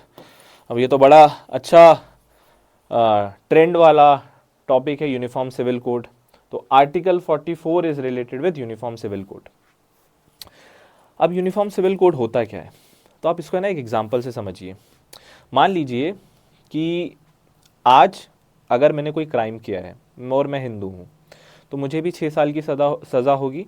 और कोई मुसलमान है, कोई मुस्लिम है, कोई बुद्धिस्ट है, कोई क्रिश्चियन है, उसे भी अगर उसने सेम क्राइम कमिट किया है तो उसे 6 साल की सज़ा होगी। याद कीजिए article 14, equality before law, equal protection of law. अगर हम दोनों ने सेम क्राइम कमिट किया है तो हम दोनों को सेम पनिशमेंट मिलेगी, ये कहता है आर्टिकल 14। ये किस में है, ये क्रिमिनल मैटर्स में। अब मान लीजिए कि पर्सनल मैटर्स में आ गए, सिविल मैटर्स में बात आ गई। जैसे कि सिविल मैटर्स में क्या आ जाएगा, बहुत सारी चीज़ें होती, लेकिन इन शॉर्ट में अगर बताऊं तो शादी, मैरिज हो गया, डाइवोर्स हो गया और प्रॉपर्टी का इनहेरिटेंस हो गया। तो ये 3-4 चीज़ें किस में आती है, सिविल मैटर्स में आती है। तो ये जो सिविल मैटर्स होते हैं, जिन्हें हम सिविल मैटर्स होते हैं, अब ये सिविल मैटर्स के लिए पर्सनल लॉज होते हैं और ये पर्सनल लॉ डिपेंड करते हैं अपने अपने रिलीजन पर। मतलब कि जो मुझे अगर डाइवोर्स करना है तो मुझे हिंदू मैरिज एक्ट के अकॉर्डिंग मेरा डाइवोर्स होगा। लेकिन अगर किसी मुस्लिम को डाइवोर्स करना है तो उनके अपने पर्सनल लॉज हैं, उन्हें वो चीज़ें गवर्न करेगी। तो मतलब यहाँ पर क्या हुआ कि यहाँ पर हम दोनों का जो डाइवोर्स है उसे सेम लॉ गवर्न नहीं कर रहा, वहाँ पर सेम चीज़ें नहीं हो रही। सिमिलरली इनहेरिटेंस है, मुझे कोई प्रॉपर्टी इनहेरिट करनी है। मान लीजिए कि हम 4 या 5 भाई है और हमारे बीच में प्रॉपर्टी का बंटवारा होना है, तो उसके लिए क्या होगा, अगर मैं हिंदू हूँ तो हमारे लिए कोई एक हिंदू लॉ होगा, और अगर कोई मुस्लिम है तो उनके लिए कोई मुस्लिम लॉ होगा, अगर कोई बुद्धिस्ट है तो उनके लिए बुद्धिस्ट लॉ होगा, कोई क्रिश्चियन है तो उनके लिए क्रिश्चियन लॉ होगा। तो क्या हो रहा है, अलग अलग लॉ है पर्सनल मैटर्स के लिए। डाइवोर्स के लिए अलग लॉ है, मैरिज के लिए अलग लॉ है, इनहेरिटेंस के लिए अलग लॉ है, और भी बहुत सारी चीज़ों के लिए पर्सनल मैटर के लिए, सिविल मैटर के लिए पर्सनल लॉ होंगे। और ये पर्सनल लॉ किस पे डिपेंड करेंगे, रिलीजन पे डिपेंड करेंगे कि आपके रिलीजन का कौन सा पर्सनल लॉ है। जैसे कोई फारसी है तो फारसी के लिए अलग पर्सनल लॉ होगा, वो मतलब उनके ऊपर सेम लॉ अप्लाई नहीं होगा जो मेरे ऊपर हो रहा है मेरे डाइवोर्स के टाइम पर। अगर मैंने डाइवोर्स के टाइम पर मुझे शायद प्रॉपर्टी ना मिले, लेकिन उनके पर्सनल लॉ में जो है सारी प्रॉपर्टी लड़की को ही मिलती, इवन दो डाइवोर्स हो रहा है। तो ये क्या है, पर्सनल मैटर में है। तो पर्सनल लॉ है सिविल मैटर में, और सिविल मैटर में अलग अलग लॉज होंगे और वो डिपेंड करेंगे रिलीजन के ऊपर। लेकिन क्रिमिनल मैटर में सेम लॉ अप्लाई हो रहा है, यूनिफॉर्म लॉ अप्लाई हो रहा है। मैंने मर्डर किया है, मैं हिंदू हूँ, डजंट मैटर। अगर क्रिमिनल कोई मैंने क्राइम किया है तो मेरे ऊपर जो क्रिमिनल लॉज है वही अप्लाई होंगे इर्रिस्पेक्टिव ऑफ माय रिलीजन। तो यूनिफॉर्म सिविल कोड क्या कहता है कि जो पर्सनल लॉज है, ये जो अलग अलग रिलीजन के लिए अलग अलग पर्सनल लॉ है, इन सबको एक करो और एक ही पर्सनल लॉ, एक ही सिविल लॉ जो है सबके ऊपर अप्लाई होगा। सबके डाइवोर्स में एक ही लॉ, अगर आप हिंदू हो डाइवोर्स हो रहा है तो वही लॉ गवर्न करेगा, अगर आप मुस्लिम हो डाइवोर्स आपका हो रहा है तो वही एक लॉ गवर्न करेगा। तो ये कहता है यूनिफॉर्म सिविल कोड। जैसे स्कूल होता है ना, स्कूल में कैसे हम एक ही यूनिफॉर्म पहन के जाते हैं। स्कूल में आप ये थोड़ी ना देखोगे कि आप मुस्लिम हो तो आपके लिए अलग ड्रेस कोड होगा, आप हिंदू हो तो आपके लिए अलग ड्रेस कोड होगा। एक जो प्राइवेट स्कूल है, एक जो पब्लिक स्कूल है, केंद्र विद्यालय, तो केंद्र विद्यालय में आप मुस्लिम हो, हिंदू हो, क्रिश्चियन हो, जूइश हो या फिर फारसी हो, डजेंट मैटर, आपको जो यूनिफॉर्म होगी वही पहन के आनी पड़ेगी आपको कंपल्सरीली। तो सिमिलरली यहाँ पर भी यही चीज़ है कि जो पर्सनल लॉ है, जो सिविल मैटर में पर्सनल लॉज होंगे वो सबके लिए एक ही अप्लाई होंगे, यूनिफॉर्म पर्सनल लॉ होगा। डाइवोर्स हो रहा है, मैरिज हो रहा है, हिंदू मैरिज एक्ट नहीं होगा, एक ही एक्ट होगा और ये कौन कह रहा है, आर्टिकल 44 कह रहा है कि सबके लिए जो सिविल मैटर है उसी में सबको एक ही लॉ गवर्न करेगा इररिस्पेक्टिव ऑफ रिलीजन। यहाँ पर रिलीजन मैटर नहीं करना चाहिए। अगर आप इंडियन सिटीजन हो और आप अगर पर्सनल सिविल मैटर में आप आए हो तो आपके ऊपर यही लॉ अप्लाई होगा। ये कौन कहता है, यूनिफॉर्म सिविल कोड कहता है। अभी तक कुछ ही स्टेट्स में जैसे गोवा में है, उत्तराखंड में है, इन सभी जगहों पर ही यूनिफॉर्म सिविल कोड हम लेके आए हैं। Throughout India uniform civil code अभी तक नहीं आया है। तो this is what article 44 is saying. क्या कह रहा है आर्टिकल 44, स्टेट सिक्योर करेगा हर सिटीजन के लिए uniform civil code throughout the country. याद होना चाहिए article 44। Next is article 45। Article 45 कह रहा है early childhood care and elementary education, sorry early childhood care और education for all children until they attain the age of 6 years. दो चीज़ आपको पता होनी चाहिए। अर्ली चाइल्डहुड केयर, स्टेट जो है बच्चों को अर्ली चाइल्डहुड प्रोवाइड करेगा और एजुकेशन देगा बच्चों को अगर वो 6 साल से छोटे हैं तो। ये ड्यूटी है, फंडामेंटल राइट नहीं है। फंडामेंटल राइट में क्या है, बच्चों का 6 से 14 साल। अगर आप 6 से 14 साल में हो तो आपको एजुकेशन मिलना, तो ये फंडामेंटल राइट है। लेकिन जो बच्चे 6 साल से छोटे हैं उनके लिए स्टेट कोशिश करेगी कि उनको एजुकेशन मिले। अगर उनको एजुकेशन नहीं भी मिल रहा है ना, तो you can not move to court by saying कि यार ये 6 साल से छोटा बच्चा है, इसे एजुकेशन नहीं मिल रहा है, तो है ना आप इसके लिए रिट इशू करो, supreme court please issue writ. Supreme court बोलेगा नहीं नहीं नहीं, ये तो डायरेक्टिव प्रिंसिपल में आएगा और ये डायरेक्टिव प्रिंसिपल में आ रहा है तो I can not issue writ. ये 6 साल के बाद होता है, ये 7 साल का है और तब इसको एजुकेशन नहीं मिल रहा है, तब आप हमसे हमारे पास में आइए, हम बिल्कुल खुशी खुशी रिट इशू करेंगे अगेंस्ट द कॉम्पिटेंट अथॉरिटी। तो क्या याद होना चाहिए हमें यहाँ पर हमें दो चीज़ें याद होनी चाहिए। पहली चीज़ ये है early childhood care, second education for all children until they attain the age of 6 year. और ये जो 6 ईयर है ना, ये जो 6 ईयर है, ये हमने 86th कॉन्स्टिट्यूशनल अमेंडमेंट एक्ट से चेंज किया था सब्जेक्ट मैटर। याद कीजिए आर्टिकल 21A हमने कौन से कॉन्स्टिट्यूशनल अमेंडमेंट एक्ट से ऐड किया था, 86th कॉन्स्टिट्यूशनल अमेंडमेंट एक्ट से ऐड किया था 2002 में हमने। तो आर्टिकल 43 में जो ये चेंज किया हमने until the attain the age of 6 years, ये भी हमने कौन से कॉन्स्टिट्यूशनल अमेंडमेंट से चेंज किया है, 86th कॉन्स्टिट्यूशनल अमेंडमेंट एक्ट से हमने चेंज किया है। नेक्स्ट आर्टिकल है आर्टिकल 46। आर्टिकल 46 सिंपल है कि स्टेट जो है वो प्रमोट करेगा एजुकेशनल इंटरेस्ट और इकोनॉमिक इंटरेस्ट। क्या कहा मैंने, स्टेट प्रमोट करेगा educational interest and economic interest किसके, schedule caste, schedule tribe and other weaker sections of society. Other weaker sections में यू कुड बी ट्रांसजेंडर, आप फाइनेंशियली पुअर हो सकते हो, आप डिसेबल्ड हो सकते हो, डिसेबल पर्सन विथ डिसेबिलिटी वाले इंडिविजुअल हो सकते हो, आप एल्डरली इंडिविजुअल हो सकते हो, तो ये हो जाएगा अदर वीकर सेक्शन। तो स्टेट जो है क्या करेगा, उनके इकोनॉमिक इंटरेस्ट को प्रोटेक्ट करेगा और एजुकेशनल इंटरेस्ट को प्रोटेक्ट करेगा। और कौन सा आर्टिकल है, आर्टिकल 46 है। और साथ साथ में प्रिवेंट करेगा कि उनको बचाएगा सोशल इनजस्टिस से और एक्सप्लॉयटेशन से। Next article is article 47। तो आर्टिकल 47 किस चीज़ के बारे में बात कर रहा है, ये ड्यूटी होगी स्टेट की to raise the level of nutrition. जो न्यूट्रिशन का लेवल है उसे इम्प्रूव करना है स्टेट को, लिविंग स्टैंडर्ड को इम्प्रूव करना है लोगों के, और पब्लिक हेल्थ को इम्प्रूव करना है। अब अगर आपने न्यूट्रिशनल लेवल को इम्प्रूव कर लिया तो पब्लिक हेल्थ ऑटोमेटिकली इम्प्रूव हो जाएगी ना। और न्यूट्रिशनल लेवल आप कैसे इम्प्रूव कर सकते हो, लोगों के स्टैंडर्ड ऑफ लिविंग को इम्प्रूव करके। अगर मेरा स्टैंडर्ड ऑफ लिविंग इम्प्रूव होगा तो मैं वे प्रोटीन खाने लगूंगा, मैं रोज चिकन खाने लगूंगा, तो उसकी वजह से क्या होगा, मेरा न्यूट्रिशनल लेवल अच्छा हो जाएगा। और अगर ऐसे मेरे जैसे बहुत सारे लोग हो गए तो जो पब्लिक हेल्थ है वो ओवरऑल इम्प्रूव हो जाएगी। तो ये कौन कह रहा है, आर्टिकल 47 कह रहा है कि स्टेट की ड्यूटी होगी। क्या ड्यूटी होगी, पहली ड्यूटी ये है कि स्टेट को इम्प्रूव करना है न्यूट्रिशनल लेवल को, स्टैंडर्ड ऑफ लिविंग को और पब्लिक हेल्थ को। अब दूसरा जो क्लॉज है, ये पहला क्लॉज था आर्टिकल 47 का। सेकेंड क्लॉज है अगेंस्ट इंटॉक्सिकेशन। स्टेट जो है वो कंजम्पशन जो है इंटॉक्सिकेंट्स जैसे अल्कोहल और ड्रग्स का, उसको रिड्यूस करेगा, उसको मिनिमाइज करेगा। मतलब अल्कोहल हो गया, सिगरेट्स हो गई, मैरुआना हो गया, अदर टाइप्स ऑफ ड्रग्स हो गए, तो इनका जो कंजम्पशन है उसे कम करना है स्टेट को। जैसे बहुत सारे marathon against drug, marathon against alcohol state conduct करवाता है ना, जैसे इंदौर में भी बहुत बार मैराथन अगेंस्ट ड्रग्स होता है, marathon against run for better life, ये सारी चीज़ें होती है। तो ये कभी कभी स्टेट स्पॉन्सर्ड होती है ये सारी चीज़ें। तो स्टेट जो है वो अवेयरनेस स्प्रेड करना चाहती है लोगों में कि अगर आप ये सारी चीज़ें करोगे तो आपका जो हेल्थ लेवल है वो गिरेगा, डिग्रेड होगा। तो स्टेट यहाँ पे क्या कोशिश करेगा कि जो कंजम्पशन है इंटॉक्सिकेंट्स का एंड ड्रग्स का उसको मिनिमाइज़ किया जाए एक्सेप्ट फॉर मेडिसिनल पर्पसेस। मतलब कुछ कुछ लोग ऐसे होते हैं जो शराब के आदी होते हैं, उनको लत लगी हुई होती है, और उनसे अगर हमने तुरंत शराब छुड़वा ली तो वो बॉडी को नेगेटिवली इम्पेक्ट करेगा, वो तुरंत शराब नहीं छोड़ सकते। वो जितना भी अमाउंट ले रहे हैं उसका छोटा छोटा अमाउंट हम देते हैं ताकि शरीर को लगता रहे, और फिर आने वाले समय में लॉन्ग टर्म में उनको हम अल्कोहल से दूर करें, उनको हम उनका जो अल्कोहल एडिक्शन है उसको ख़त्म करें। जैसे बहुत से लोग होते हैं जिनको ऐसा होता है कि वो अगर गांजा नहीं पीते हैं तो वो बहुत एंशियस होते हैं, एंजाइटी वाली होती है। और जैसे विदेशों में, मतलब फॉरेन कंट्रीज़ में ये भी होता है कि मैरुआना जो है वो लीगल होता है बिकॉज वहाँ पे बहुत सारे लोग डिप्रेशन एंजाइटी से सफ़र कर रहे होते हैं। और ऐसा देखा गया है, आई एम नॉट श्योर, बट ऐसा देखा गया है कि वीड जो है वो ऐसी कंडीशन में हेल्पफुल होता है।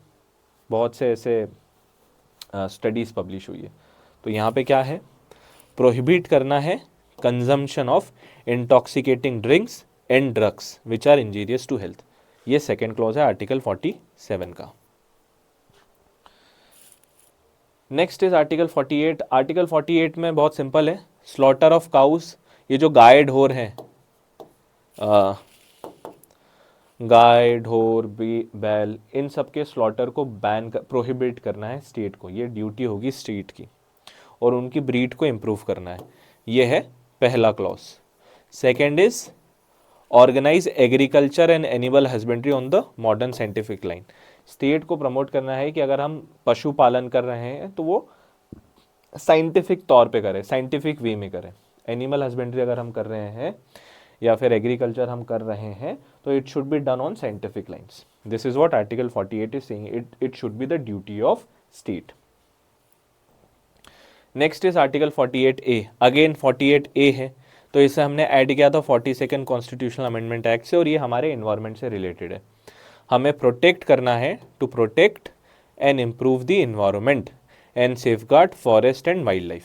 क्या कहा है, इन्वायरमेंट को प्रोटेक्ट करना है, इम्प्रूव करना है, और फॉरेस्ट और वाइल्ड लाइफ को भी हमें सेफगार्ड करना है। अब ये गवर्नमेंट कैसे कर रहा है, ये ड्यूटी कैसे फुलफिल कर रहा है गवर्नमेंट लेके आया था first wild life protection act 1972, environmental protection act 1986, air act, water act, और भी बहुत सारे रेगुलेशंस जो है वो गवर्नमेंट लेके आया था by keeping this article in mind. Next article is article 49। ये बहुत सिविक सेंस से रिलेटेड आर्टिकल है। The state shall protect monuments, places and objects of artistic और historic interest which are declared to be national importance. जैसे स्तूप्स हो गए, Elephanta caves हो गई, एलोरा केव्स हो गई, बहुत सारे जो हमारे टेम्पल्स हैं, उसके बाद में ये जो भी हिस्टोरिकल इंपॉर्टेंस की स्तूप्स हो गए बहुत सारे, जैसे सांची स्तूप है, हमारा ताजमहल है, इन सब को, ये हमारे हिस्टोरिक मॉन्यूमेंट्स हैं। तो इन हिस्टोरिक मॉन्यूमेंट्स को हमें प्रोटेक्ट करके रखना है, और ये ड्यूटी होगी गवर्नमेंट की, ड्यूटी होगी स्टेट की। हमारी ड्यूटी तो है ही, वो हम फंडामेंटल ड्यूटीज़ में पढ़ेंगे, लेकिन यहाँ पर ड्यूटी किसकी है, स्टेट की ड्यूटी है। इसके लिए भी स्टेट बहुत सारे, जैसे आर्कियोलॉजिकल एक्ट लेके आया, archaeological survey of India is protecting historical monuments. Next is article 50। Article 50 क्या कह रहा है, the state shall take steps to separate judiciary from executive in public service of the state. कुल मिला के ये कहना चाह रहे हैं कि स्टेट जो है कोशिश करेगा कि we are separating judiciary from executive in public sphere, मतलब कि यहाँ पे सेपरेशन ऑफ पावर की बात है। कुल मिला के ये कहना है कि जो फंक्शंस हैं, जुडिशियल फंक्शंस है, it should be performed by judiciary. जैसे कि क्या है judiciary functions, checking, examining and determining the validity of law passed by parliament और स्टेट लेजिस्लेचर। एग्जीक्यूटिव का काम क्या है, पॉलिसी फॉर्मुलेशन करना, पॉलिसी बनाना और उन पॉलिसीज को इम्प्लीमेंट करना, उन एक्ट्स को इम्प्लीमेंट करना जो कि पार्लियामेंट ने बनाया है। तो ये जो फंक्शन है एग्जीक्यूटिव जो है वो अपने फंक्शंस परफॉर्म करेगा और जुडिशरी जो है वो अपने फंक्शंस परफॉर्म करेगा। इन दोनों के बीच में ओवरलैप नहीं होना चाहिए। ऐसा नहीं है कि executive is checking and determining the validity of law and judiciary is passing the law. ये सारी चीज़ें नहीं हो सकती। तो judiciary will perform its function while executive will perform its own functions. They will not merge, their functions will not gate merge. Article 50 जो है वो इस बारे में बात कर रहा है। आर्टिकल 51 में भाईचारे की बात है इंटरनेशनल लेवल पर। क्या कहा है? पहला क्लॉज क्या है? To promote international peace and security. International peace and security promote करना है, इंडिया करता रहता है। इंडिया हमेशा कोशिश करता है कि जो वर्ल्ड में पीस और सिक्योरिटी मेंटेन रहे and maintain just and honourable relations between nations. बिल्कुल, इंडिया हमेशा मेंटेन करने की कोशिश करता है, even with rogue nation such as Pakistan as well as now Bangladesh is also becoming a rogue state. तो उनके साथ में भी हम हमेशा से कोशिश करते आए हैं कि we maintain just and honourable diplomatic relations, but we also, हमें हमेशा पीठ पर चाकू घोंपा गया है इस मामले में। Second is to foster respect for international law and treaty obligation. जो भी इंटरनेशनल लॉज हैं, जो भी इंटरनेशनल ट्रीटीज़ हैं, उनको इंडिया हमेशा रिस्पेक्ट देता है। भले ही वो यूएन के लॉज हो, भले ही वो पेरिस समिट क्लाइमेट से रिलेटेड कोई इंटरनेशनल ट्रीटी है, उन सभी के लिए जो है इंडिया मेंटेन करता है respect. Next is encourage settlement of international dispute by arbitration. मतलब कि अगर कोई इंटरनेशनल डिस्प्यूट है इंडिया और किसी और कंट्री के बीच में, तो उसको कोर्ट ले जाने की जगह वो किसी न्यूट्रल थर्ड पार्टी को बुलाएंगे, दोनों जो डिस्प्यूटेड पार्टीज़ हैं, और वो कोशिश करेंगे कि ये जो न्यूट्रल पार्टी है, ये जो न्यूट्रल आर्बिट्रर है, नेगोशिएटर है, ये जो है डिस्प्यूट सॉल्व करवा दे हम दोनों के बीच में, इंस्टेड ऑफ गोइंग कोर्ट। क्योंकि कोर्ट जाना वैसे भी महंगा पड़ेगा, कॉम्प्लिकेटेड होगा और प्रोसेस लॉन्ग टर्म हो जाएगी और किसी ना किसी को तकलीफ होगी। तो दोनों कॉम्प्रोमाइज़ करते हैं और इंटरनेशनल डिस्प्यूट को वो आर्बिट्रेशन के थ्रू रिजॉल्व करेंगे। तो this is what article 51 is talking about. तो अभी तक हमने आर्टिकल, जितने भी डायरेक्टिव आर्टिकल 36 से लेकर आर्टिकल 51 तक जितने भी डायरेक्टिव प्रिंसिपल्स के आर्टिकल्स थे उसको हमने डिस्कस कर लिया है। अब इसमें एक क्वेश्चन आता है, मैं बार बार कह रहा था कि it is non justifiable in nature, लेकिन कोर्ट जो है डायरेक्टिव प्रिंसिपल को यूज़ कर सकती है in examining and determining the validity of law. तो मान लीजिए कोई लॉ गवर्नमेंट ने बनाया, कोई बिल गवर्नमेंट ने पास किया और उसे लॉ बनाया, और वो ऑब्जेक्टिव फुलफिल कर रहा है directive principle of state policies के, लेकिन एट द सेम टाइम वो फंडामेंटल राइट्स को वायलेट कर रहे हैं, तो फिर क्या वो लॉज इनवैलिड डिक्लेयर होंगे कि नहीं होंगे? तो मतलब मेरा ये कहने का मतलब है कि अगर फंडामेंटल राइट्स और directive principle of state policy में डिस्प्यूट हो गया, तो इन दोनों में से किसको गवर्नमेंट या किसको जुडिशरी प्रायोरिटी देगी, या हमें किसको प्रायोरिटी देनी है, गवर्नमेंट को किसको प्रायोरिटी देनी है, पार्लियामेंट को किसको प्रायोरिटी देनी है, या कॉन्स्टिट्यूशन किसे प्रायोरिटी देता है, अब हम उसे डिस्कस करेंगे।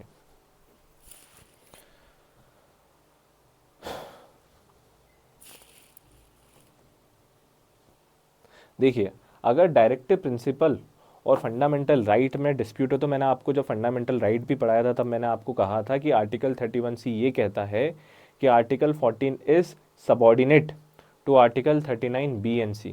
मतलब आर्टिकल 39B और C का भौकाल है, और आर्टिकल 14 एंड आर्टिकल 19 या आर्टिकल 31C कहता है।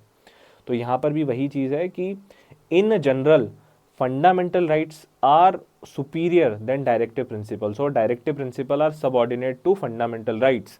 मतलब कि अगर कोई लॉ बनाया गया है डायरेक्टिव प्रिंसिपल के ऑब्जेक्टिव्स को अचीव करने के लिए, लेकिन वो फंडामेंटल राइट्स को वायलेट कर रहा है, तो ऐसे लॉ को जुडिशरी जो है वो इनवैलिड, अनकॉन्स्टिट्यूशनल डिक्लेयर कर सकती है। लेकिन इसमें एक एक्सेप्शन है, लेकिन इसमें एक कंडीशन है जो हमें पता होनी चाहिए। इसमें क्या कंडीशन है कि आर्टिकल 14 और आर्टिकल 19 एक्सेप्शन है। मैंने क्या कहा है? पहली चीज़, directive principle are subordinate to fundamental right, ये तो मैंने आपको बता दिया था। बट मैंने इसमें एक कैच बताया था ना कि but article 14 and 19 are considered subordinate to article 39B and C। मतलब कि कोई लॉ, कोई बिल गवर्नमेंट ने पास किया और वो क्या कर रहा है, आर्टिकल 39B और 39C के ऑब्जेक्टिव को फुलफिल कर रहा है, but at the same time it is violating article 14 and article 19 जो कि फंडामेंटल राइट है, तब जुडिशरी उसे अनकॉन्स्टिट्यूशनल डिक्लेयर कर सकती है क्या? नहीं कर सकती है। दूसरे फंडामेंटल राइट जैसे आर्टिकल 21, आर्टिकल 22 को अगर वायलेट कर रहा है, इवन दो वो आर्टिकल 39 बी और सी के ऑब्जेक्टिव्स को अचीव करना चाह रहे हैं, तब जुडिशरी जो है ऐसे लॉस को अनकॉन्स्टिट्यूशनल डिक्लेयर कर सकती है। मतलब कि 14 और 19 सबऑर्डिनेट है आर्टिकल 39 बी एंड सी से, बाकी के सारे जो डायरेक्टिव प्रिंसिपल है वो सबऑर्डिनेट होंगे किसके? फंडामेंटल राइट के। तो फंडामेंटल राइट कुल मिला के अभी भी पावरफुल है, बस आर्टिकल 14 और 19 को छोड़ के। और आर्टिकल 14 और 19 भी किसके सामने झुकेगा? आर्टिकल 39 बी और सी। बाकी दूसरे डायरेक्टिव प्रिंसिपल के आगे नहीं झुकेगा, वो सिर्फ 39 बी और सी के आगे ही झुकेगा। तो ये प्रेजेंट पोजीशन है। थर्ड पॉइंट एक इंपॉर्टेंट है, मिनर्वा मील केस में सुप्रीम कोर्ट ने जो जजमेंट दिया था वो हमें पता होना चाहिए, वो हमें याद होना चाहिए, क्योंकि वो भी कभी कभी डायरेक्टली पूछा गया एग्जाम में। तो in the Minerva mill case 1980 में आया था वो, supreme court held that Indian constitution, important है हाँ, Indian constitution is founded on the bedrock of balance between fundamental rights and DPSP. मतलब कि इंडियन कॉन्स्टिट्यूशन जो है वो बेडरॉक है, founded on the bedrock of balance between directive principle as well as fundamental rights. मतलब कि इन दोनों के बीच में बैलेंस होना चाहिए। इंडियन कॉन्स्टिट्यूशन कोशिश करता है कि फंडामेंटल राइट्स और डायरेक्टिव प्रिंसिपल्स के बीच में बैलेंस जो है वो मेंटेन रहे। तो ये मैंने आपको अच्छे से डिस्कस करके समझा दिया है, ठीक है। आई होप ये चीज़ आपको समझ में आई होगी। अभी तक हमने आर्टिकल 51 डायरेक्टिव प्रिंसिपल अभी हमने खत्म कर लिया है। We have discuss so far directive principles of state policies. Now let us move to fundamental duties. अब हम फंडामेंटल ड्यूटीज के बारे में डिस्कस करते हैं। तो आपको इसमें क्या क्या चीजें पता होनी चाहिए? आपको इसमें पहली चीज ये पता होनी चाहिए कि originally fundamental duties was not present in the Indian constitution. अच्छा, तो फिर हमने इसको कब लेके आए? इसे हमने ऐड किया इंडियन कॉन्स्टिट्यूशन में through 42nd constitutional amendment act 1976। उसके साथ साथ में हमने और क्या क्या चीज़ें ऐड करी हैं? हम एक नया पार्ट लेके आए, part 4A। Part 4 was related to directive principles of state policy. Part 4A is related to what? Fundamental duties. हमने एक नया आर्टिकल इंट्रोड्यूस किया, आर्टिकल 51A, ठीक है। तो ये हमें पता होना चाहिए। तो कौन कौन सी चीज़ें हैं? पहली चीज़ ये है कि मैंने आपको पहला पॉइंट बता दिया था कि fundamental duties were not present in original constitution. 42nd constitutional amendment act ने इसको ऐड किया है। ये एक इंपॉर्टेंट पॉइंट है कि it was based on recommendation of Sardar Swaran Singh committee. ये इंपॉर्टेंट पॉइंट है कि directive fundamental duty was based on what? It was based on Sardar Swaran Singh committee. Part 4A ये भी मैंने आपको बता दिया था 51A। एक इंपॉर्टेंट पॉइंट ये है कि हमने फंडामेंटल ड्यूटीज कहाँ से बोरो किया है? हमने फंडामेंटल ड्यूटीज यूएसएसआर से बोरो किया है, मतलब रशिया से बोरो किया है, सोवियत कॉन्स्टिट्यूशन से हमने बोरो किया है। और एक और चीज़ हमें पता होनी चाहिए कि Japanese constitution is perhaps the only democracy जिसके पास में लिस्ट है ड्यूटीज की इनके सिटीजन्स के लिए। अब अभी तक हमने फंडामेंटल राइट्स देखे थे, तो आपको ये पता होना चाहिए कि राइट्स और ड्यूटीज जो है वो कोरिलेटिव है, वो एक दूसरे से जुड़े हुए हैं। अगर मेरे पास में मैं अगर इंजॉय कर रहा हूँ फंडामेंटल राइट्स, तो मेरे को कॉन्स्टिट्यूशन ने कुछ ड्यूटीज भी दी है जो मुझे अपने दिमाग में रखनी पड़ेगी। मैं ऐसा नहीं कर सकता कि सिर्फ मैं राइट इंजॉय कर रहा हूँ और मैंने ड्यूटीज इंजॉय, मतलब मैंने ड्यूटीज अपनी भूल गया हूँ, क्योंकि फंडामेंटल ड्यूटीज बहुत इंपॉर्टेंट है अगर हमें एक अच्छा सिटीजन बनना है तो कंट्री का, ठीक है। तो rights and duties of the citizen are correlative है और वो इनसेपरेबल है। इन दोनों को आप अलग नहीं कर सकते हो, राइट्स एंड ड्यूटीज को। अब मैंने बताया था कि it was based on Sardar Swaran Singh committee recommendation. तो 1976 में मैंने क्या कहा है, 1976 में कांग्रेस गवर्नमेंट ने सरदार स्वर्ण सिंह कमेटी को स्टेब्लिश किया था और इस कमेटी ने अपने रिकमेंडेशन दिए और इस कमेटी के रिकमेंडेशन को जब एक्सेप्ट कर लिया गया तब फंडामेंटल ड्यूटीज हमने इम्प्लीमेंट ऐड किए इंडियन कॉन्स्टिट्यूशन में through 42nd constitutional amendment act. ये 1976 में स्टेब्लिश करी थी। अब इसमें इस कौन कौन सी रिकमेंडेशन थी कमेटी की जो हमने एक्सेप्ट करी, जो गवर्नमेंट ने एक्सेप्ट करी, और कौन कौन सी रिकमेंडेशन थी जो गवर्नमेंट ने एक्सेप्ट नहीं करी, वो हमें पता होना चाहिए। तो जो गवर्नमेंट ने एक्सेप्ट करी रिकमेंडेशन, पहली चीज़, इसने 10 फंडामेंटल ड्यूटीज़ रिकमेंड करी थी, सॉरी 8 फंडामेंटल ड्यूटीज़, कितनी करी थी, हाँ 8 फंडामेंटल ड्यूटीज़ उन्होंने रिकमेंड करी थी, लेकिन ओरिजिनली जो गवर्नमेंट है, जो पार्लियामेंट है, उन्होंने 10 फंडामेंटल ड्यूटीज़ ऐड करी। तो इन्होंने 8 ड्यूटीज़ बोला था कि ये जो 8 ड्यूटीज़ हैं आप इन्हें ऐड कर दीजिए, लेकिन गवर्नमेंट ने बोला नहीं 8 नहीं, हम 10 करेंगे। और इनमें से ऐसा ज़रूरी नहीं कि 8 की 8 को हमने माना है, ठीक है। जो ड्यूटी टू पे टैक्सेस हैं, मतलब कि टैक्स पे करना आपकी ड्यूटी होगा, ये भी एक फंडामेंटल ड्यूटी होना चाहिए, कमेटी ने रिकमेंड किया था, लेकिन गवर्नमेंट ने बोला नहीं नहीं, इसे हम ऐड नहीं करेंगे, ठीक है। तो ये आपको मालूम होना चाहिए। तो फिर हमने कौन सी रिकमेंडेशन को एक्सेप्ट किया इसमें? कमेटी ने कहा था कि एक सेपरेट चैप्टर होना चाहिए कॉन्स्टिट्यूशन में फंडामेंटल ड्यूटीज़ का। तो गवर्नमेंट ने बोला ठीक है, हम सेपरेट चैप्टर बना देते हैं, और पार्ट 4A हमने ऐड कर दिया। पार्ट 4A ऐड किया हमने सेपरेटली, और ये जो रिकमेंडेशन थी कमेटी की, उसको हमने एक्सेप्ट किया। अब कौन कौन सी रिकमेंडेशन हमने एक्सेप्ट नहीं करी? पहली तो मैंने बता दिया आपको कि कमेटी ने कहा था कि ड्यूटी टू पे taxes should be fundamental duty. Government ने बोला नहीं, ये तो नहीं कर पाएंगे, अगर ऐसा करते तो दिक्कत हो जाएगी। दूसरी चीज़ कमेटी ने क्या रिकमेंड करा था जो गवर्नमेंट ने एक्सेप्ट नहीं किया? कमेटी ने ये कहा था कि आप, गवर्नमेंट चाहे तो लॉ बना सकती है फंडामेंटल ड्यूटीज़ को इन्फोर्स करने के लिए, और अगर कोई इस लॉ को नहीं मानता है तो उसके ऊपर फाइन लगेगा, उसको पनिशमेंट मिलेगी, उसके ऊपर पेनल्टी उसको पे करनी पड़ेगी। तो ये भी गवर्नमेंट ने एक्सेप्ट नहीं करा, उन्होंने बोला नहीं नहीं, हमें नहीं करना। तीसरी जो रिकमेंडेशन थी जो गवर्नमेंट ने एक्सेप्ट नहीं करी, उन्होंने ये कहा था कि अगर गवर्नमेंट कोई भी ऐसा लॉ बनाता है जो कि ये कहता है कि आपको पनिशमेंट मिलेगी, आपको फाइन पे करना है अगर आपने फंडामेंटल ड्यूटीज़ फॉलो नहीं करी, तो ऐसे लॉस को आप कोर्ट में चैलेंज नहीं कर सकते हो on the ground that it is violating the constitution. तो गवर्नमेंट ने बोला नहीं नहीं, हमें ये भी जो रिकमेंडेशन एक्सेप्ट नहीं करनी है। तो ये रिकमेंडेशन एक्सेप्ट नहीं करी थी। आप इसको पॉज करके पढ़ लेना, जो मैंने अभी कथा सुनाई है वही सारी चीज़ें यहाँ पर लिखी हुई है, ये भी वही चीज़ें लिखी हुई है। ये फर्स्ट पॉइंट है, ये सेकंड पॉइंट है, और ये थर्ड पॉइंट है। अब हम एक एक फंडामेंटल ड्यूटी को डिस्कस कर लेते हैं। देखिए, अब फंडामेंटल ड्यूटीज़ ना बहुत सिंपल है, इसमें समझाने जैसा कुछ नहीं है, मैं बस यहाँ पे पढ़ सकता हूँ, तो पढ़ के मैं आपको थोड़ा सा हिंदी में ट्रांसलेट करके बता दूंगा, क्योंकि ये समझाने जैसा कुछ नहीं है, वो बहुत ऑब्वियस है, इम्प्लाइड है। तो हम एक एक बार सबको डिस्कस कर लेते हैं। First is to abide by the constitution, मतलब इंडियन कॉन्स्टिट्यूशन को हमें फॉलो करना है। रिस्पेक्ट इट्स आइडियल, जो भी इंडियन कॉन्स्टिट्यूशन में आइडियल है, जैसे कि ideals of justice, liberty, equality, उन्हें हमें रिस्पेक्ट देनी है। और जो इंस्टीट्यूशंस हैं, जैसे कि यूपीएससी हो गया, इलेक्शन कमीशन हो गया, सुप्रीम कोर्ट हो गया, इन इंस्टीट्यूशन को भी हमें रिस्पेक्ट देना है। रिस्पेक्ट हमें देना है नेशनल फ्लैग को, रिस्पेक्ट हमें देना है नेशनल एंथम को। तो ये हमारी ड्यूटी है, फंडामेंटल ड्यूटी है, we should follow it. Constitution को हमें रिस्पेक्ट देनी है, नेशनल एंथम को रिस्पेक्ट देनी है, नेशनल फ्लैग को रिस्पेक्ट देना है। इंस्टीट्यूशंस जो है, कॉन्स्टिट्यूशनल इंस्टीट्यूशंस हैं, उनको हमें रिस्पेक्ट देना है। और जो आइडियल्स हैं मेंशन्ड है कॉन्स्टिट्यूशन में, उन्हें हमें रिस्पेक्ट देनी है। तो ये फर्स्ट ड्यूटी है हमारी। Second duty is cherish and follow the noble ideals that inspired the national struggle for freedom.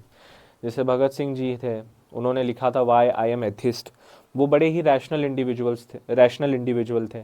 वो सुपरस्टिशन में बिलीव नहीं करते थे, वो कम्युनलिज्म में बिलीव नहीं करते थे, वो हिंदू मुस्लिम में बिलीव नहीं करते थे। वो बोलते थे कि जो भी भारत का रहवासी है, they should be a Bharat का रहवासी, इंडियन सिटीजन सबसे ऊपर होना चाहिए, ये उनका मानना था। तो हमें क्या करना है, नोबल आइडियल्स, वो सारे आइडियल्स, जैसे गांधी जी को हमेशा नॉन वायलेंस इंस्पायर करता था, तो ऐसे जो आइडियल्स हैं, नॉन वायलेंस के जो आइडियल्स हैं, उसे हमें फॉलो करना है अपने डेली लाइफ में। जो आइडियल्स हमारे फ्रीडम स्ट्रगल को इंस्पायर करते थे, उन आइडियल्स को हमें हमारी डेली लाइफ में फॉलो करना चाहिए। जैसे Bhagat Singh was a very courageous individual, he was a extremely courageous individual. At the age of 22 he showed a maturity which people today of more than 50+ year of age can't show. वो ऐसी maturity, इतना awareness, इतना patriotism उस समय पर, जब India as a concept, मतलब India as a nation ही एग्जिस्ट नहीं करता था, तब वो इतने ज़्यादा पेट्रियट थे, इतने ज़्यादा मच्योर थे एट द एज ऑफ 22 कि वो हमारे समझ के परे हैं.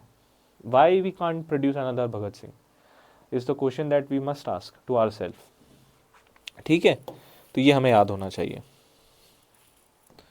Next is uphold and protect the sovereignty, unity and integrity of India. अब याद कीजिए ये वाली चीज़ हमने और कहाँ पढ़ी है, protect sovereignty and integrity of India, याद करके बताइएगा.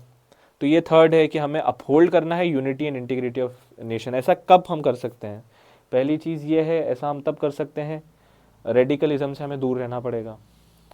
ये जो रिलीजियस फंडामेंटलिज्म है कि हम किसी को जज करते हैं on the basis of their religion, on the basis of their caste, ये जो हमारा कास्ट बेस्ड डिस्क्रिमिनेशन, ये क्या कर रहा है इवेंचुअली? ये हमारी यूनिटी और इंटीग्रिटी को तो हर्ट कर रहा है, हमें बांट रहा है. और अगर हमें ये बांटेगा तो India with time will get balkanised, balkanisation हो जाएगा इंडिया का. Next is defend the country. Country को हमें डिफेंड करना है, ये तो समझाने की ज़रूरत ही नहीं है. और नेशनल सर्विसेज हमें देनी है जब भी हमें बुलाया जाए.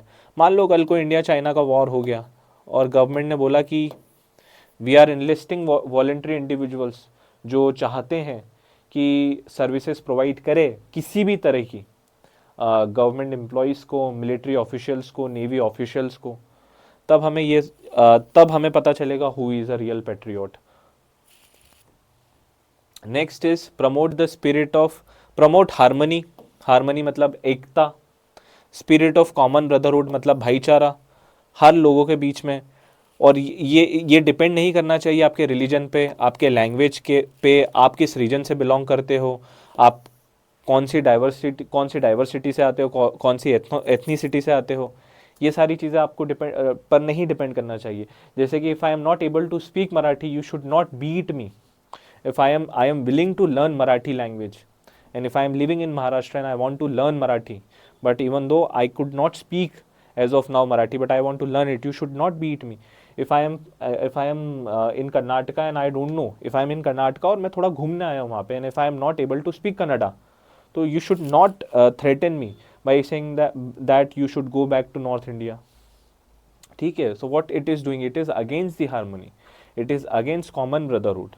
और ये हमारी ड्यूटी है, it should be our duty to promote harmony, common brotherhood, irrespective of your language, irrespective of your ethnicity, irrespective of your religion. जैसे अभी मोहम्मद दीपक का बड़ा न्यूज़ में चल रहा है, तो what he showed, he tried to promote harmony, he tried to promote spirit of common brotherhood.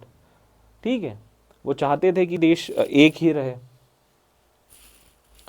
Next is preserve heritage. अभी मैंने आपको आर्टिकल में बताया था, वो कौन सा आर्टिकल था जहाँ पर वो स्टेट की रिस्पॉन्सिबिलिटी थी, लेकिन इट इज़ आवर ड्यूटी, ये हमारी फंडामेंटल ड्यूटी है कि हमारी, it shall be the duty of every citizen of India to value and preserve the rich heritage of our composite culture.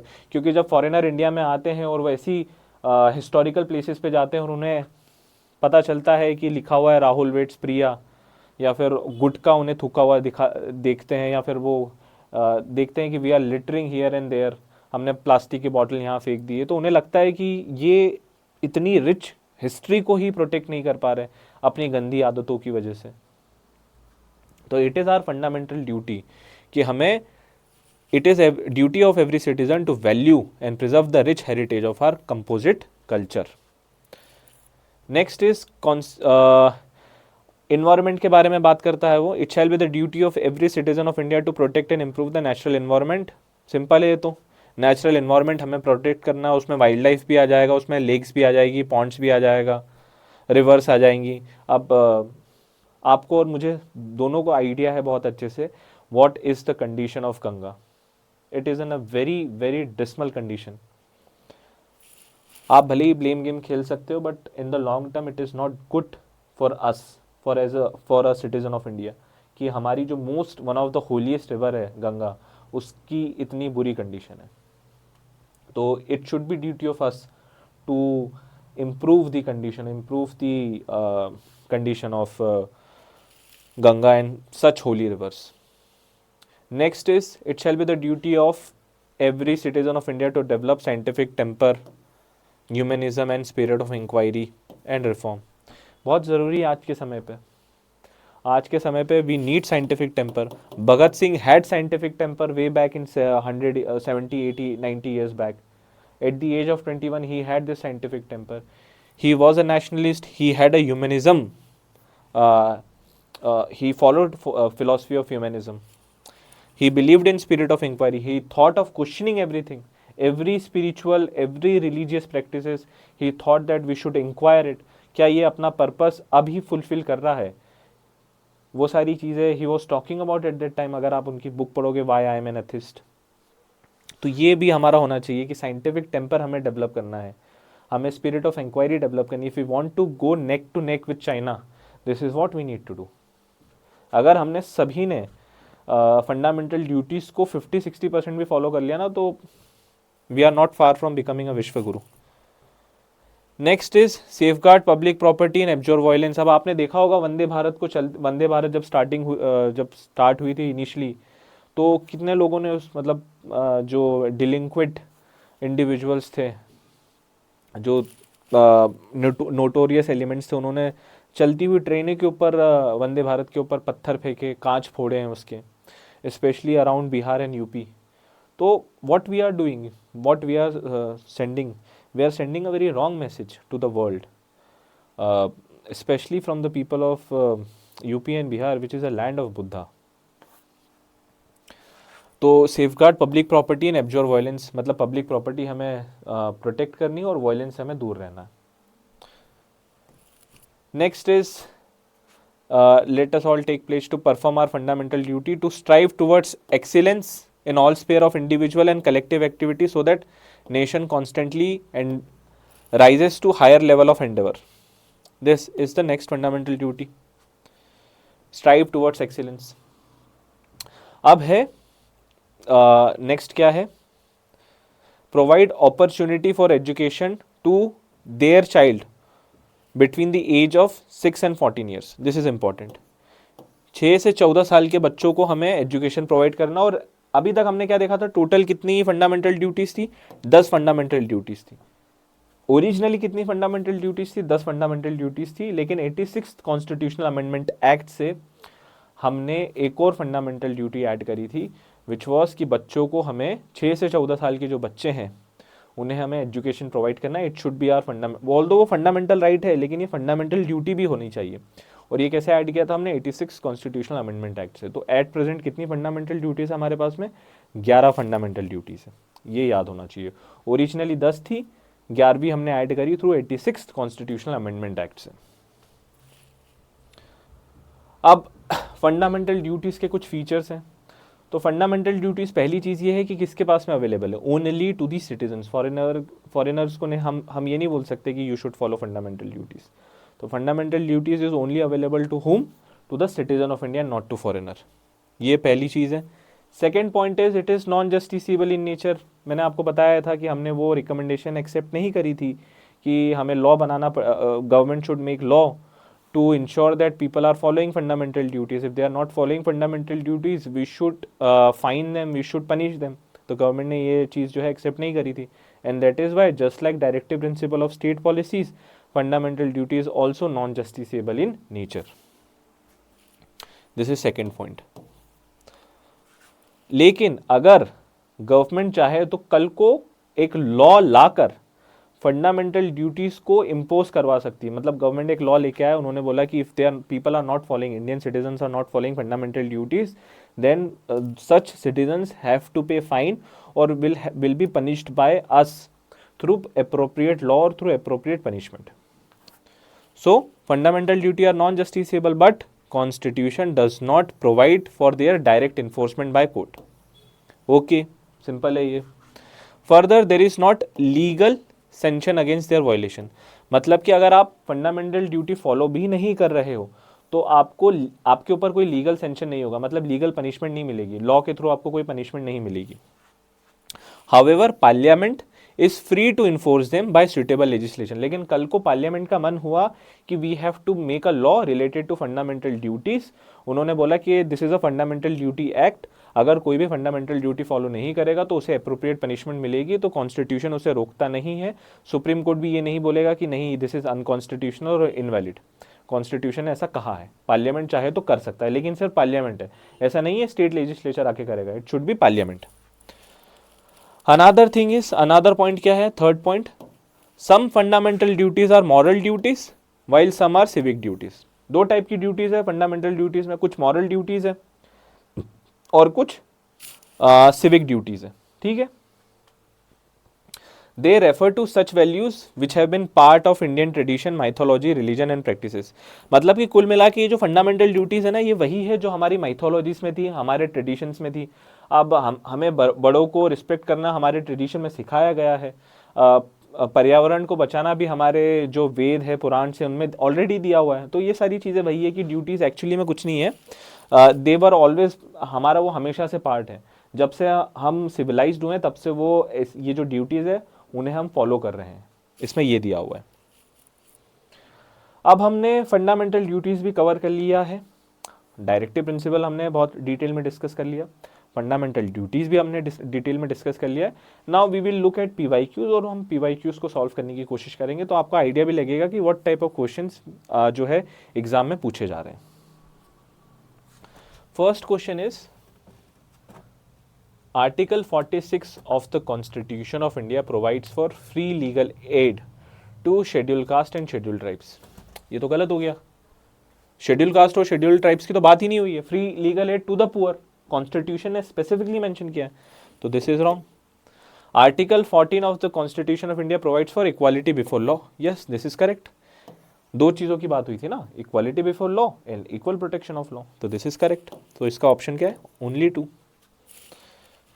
Next, in which of the following years the fundamental duties have been added to existent fundamental rights in Constitution of India? कब add किया था हमने? In which of the following year fundamental duties have been added? 42nd Constitutional Amendment Act 1976, recommended by Sardar Swarna Singh Committee. Which one of the following is not correct? याद रखना, not correct पूछा है, not a correct description of directive principle of state policy. Okay, directive principles are not enforceable by the court, yes this is correct, it is not enforceable by court. Directive principles have political sanctions, yes this is also correct, political sanctions है. Directive principles are declaration of objective for state legislation, okay I am not sure about it. Directive principle promises equal income and free health care for all Indians. Equal income की बात होती है क्या, and free health care, ये हमने पढ़ा है क्या, ये बताओ। It is a declaration of objective for state legislation, ये भी सही है। तो मेरे हिसाब से इसका आंसर जो है वो डी होना चाहिए, डी होना चाहिए कि equal income and free health care for all Indians की बात है, तो I think it should B D, I am not sure, एक बार इसको चेक करना पड़ेगा मुझे। 47th is what, Which of the following statements regarding the fundamental duties contained in the Constitution of India are correct? Correct पूछा हमने, okay. Fundamental duties can be enforced through writ jurisdiction, कितनी फालतू बात है, writ jurisdiction तो सिर्फ fundamental right पे, duties पे तो है नहीं, तो 1 is wrong. Fundamental duties have formed a part of Constitution since its adoption, ये भी गलत है, मतलब 1 and 2 तो गलत है, 1 and 2 गलत है, 2 गलत है, तो इसका आंसर 3 and 4 है। Fundamental duties became a part of Constitution in accordance with Sardar Swarna Singh Committee, yes this is correct. Only to the citizen of India applicable, yes this is also correct. So 3 and 4 is the answer. The purpose of directive principle of state policy is, क्या है purpose directive principle का?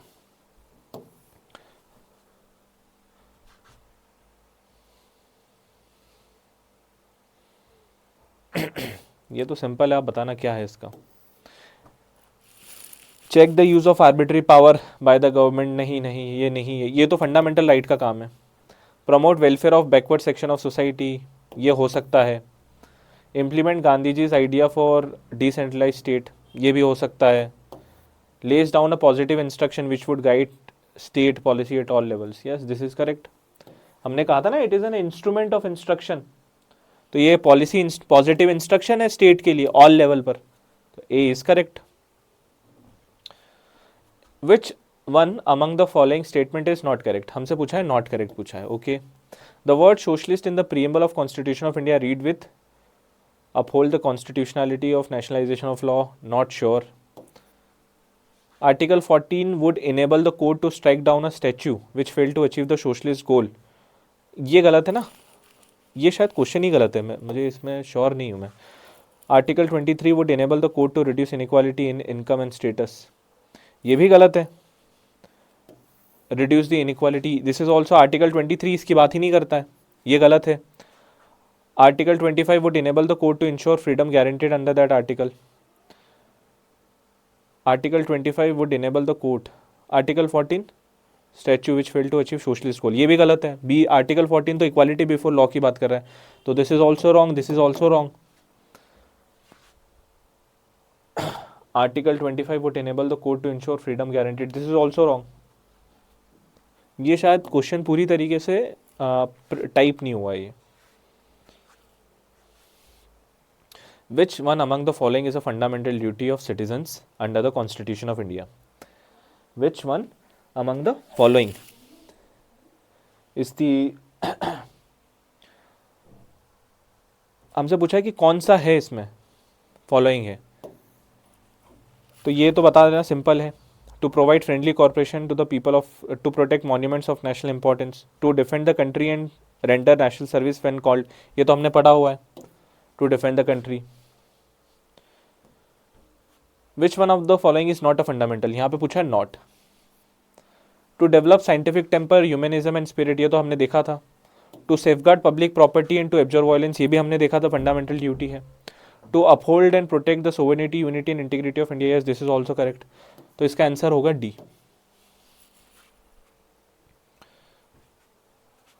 Consider the following statement about local government in India, ये हमने पढ़ा नहीं है अभी, तो इसको हम छोड़ देते हैं. According to the provisions of the Constitution of India, which one among the following is not a fundamental duty? Again उन्होंने पूछा है. To respect the national flag, it is our fundamental duty. To defend the country, it is also our fundamental duty.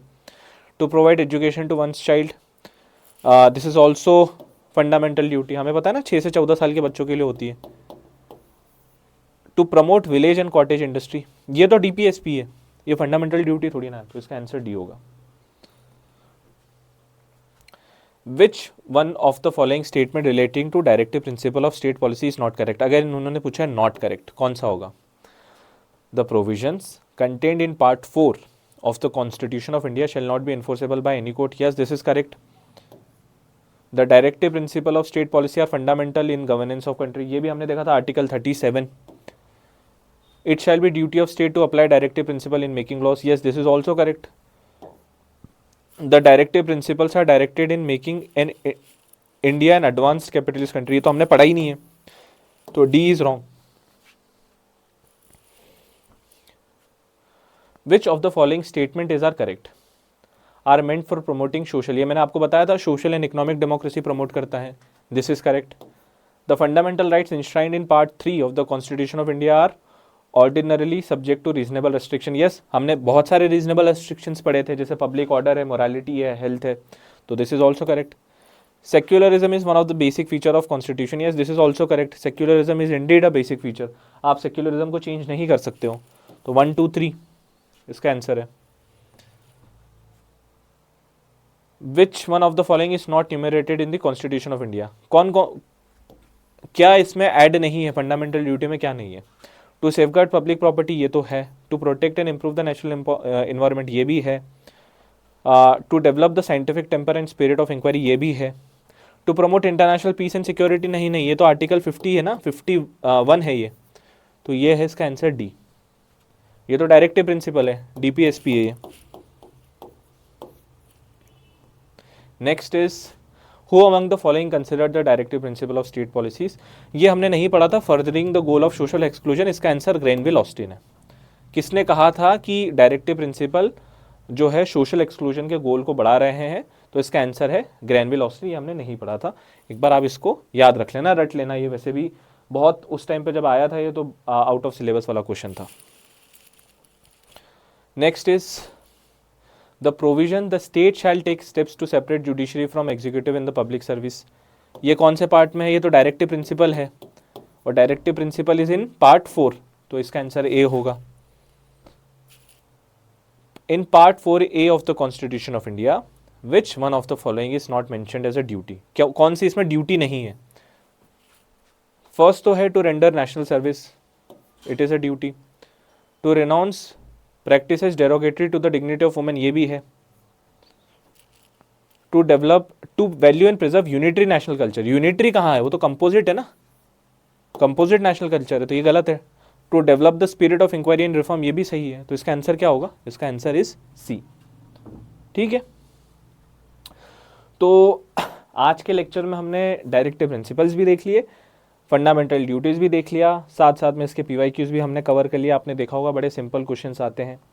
I hope आपको ये lecture समझ में आया होगा। Next lecture में हम कोशिश करेंगे नेक्स्ट टॉपिक्स करने की। तब तक के लिए जय हिंद।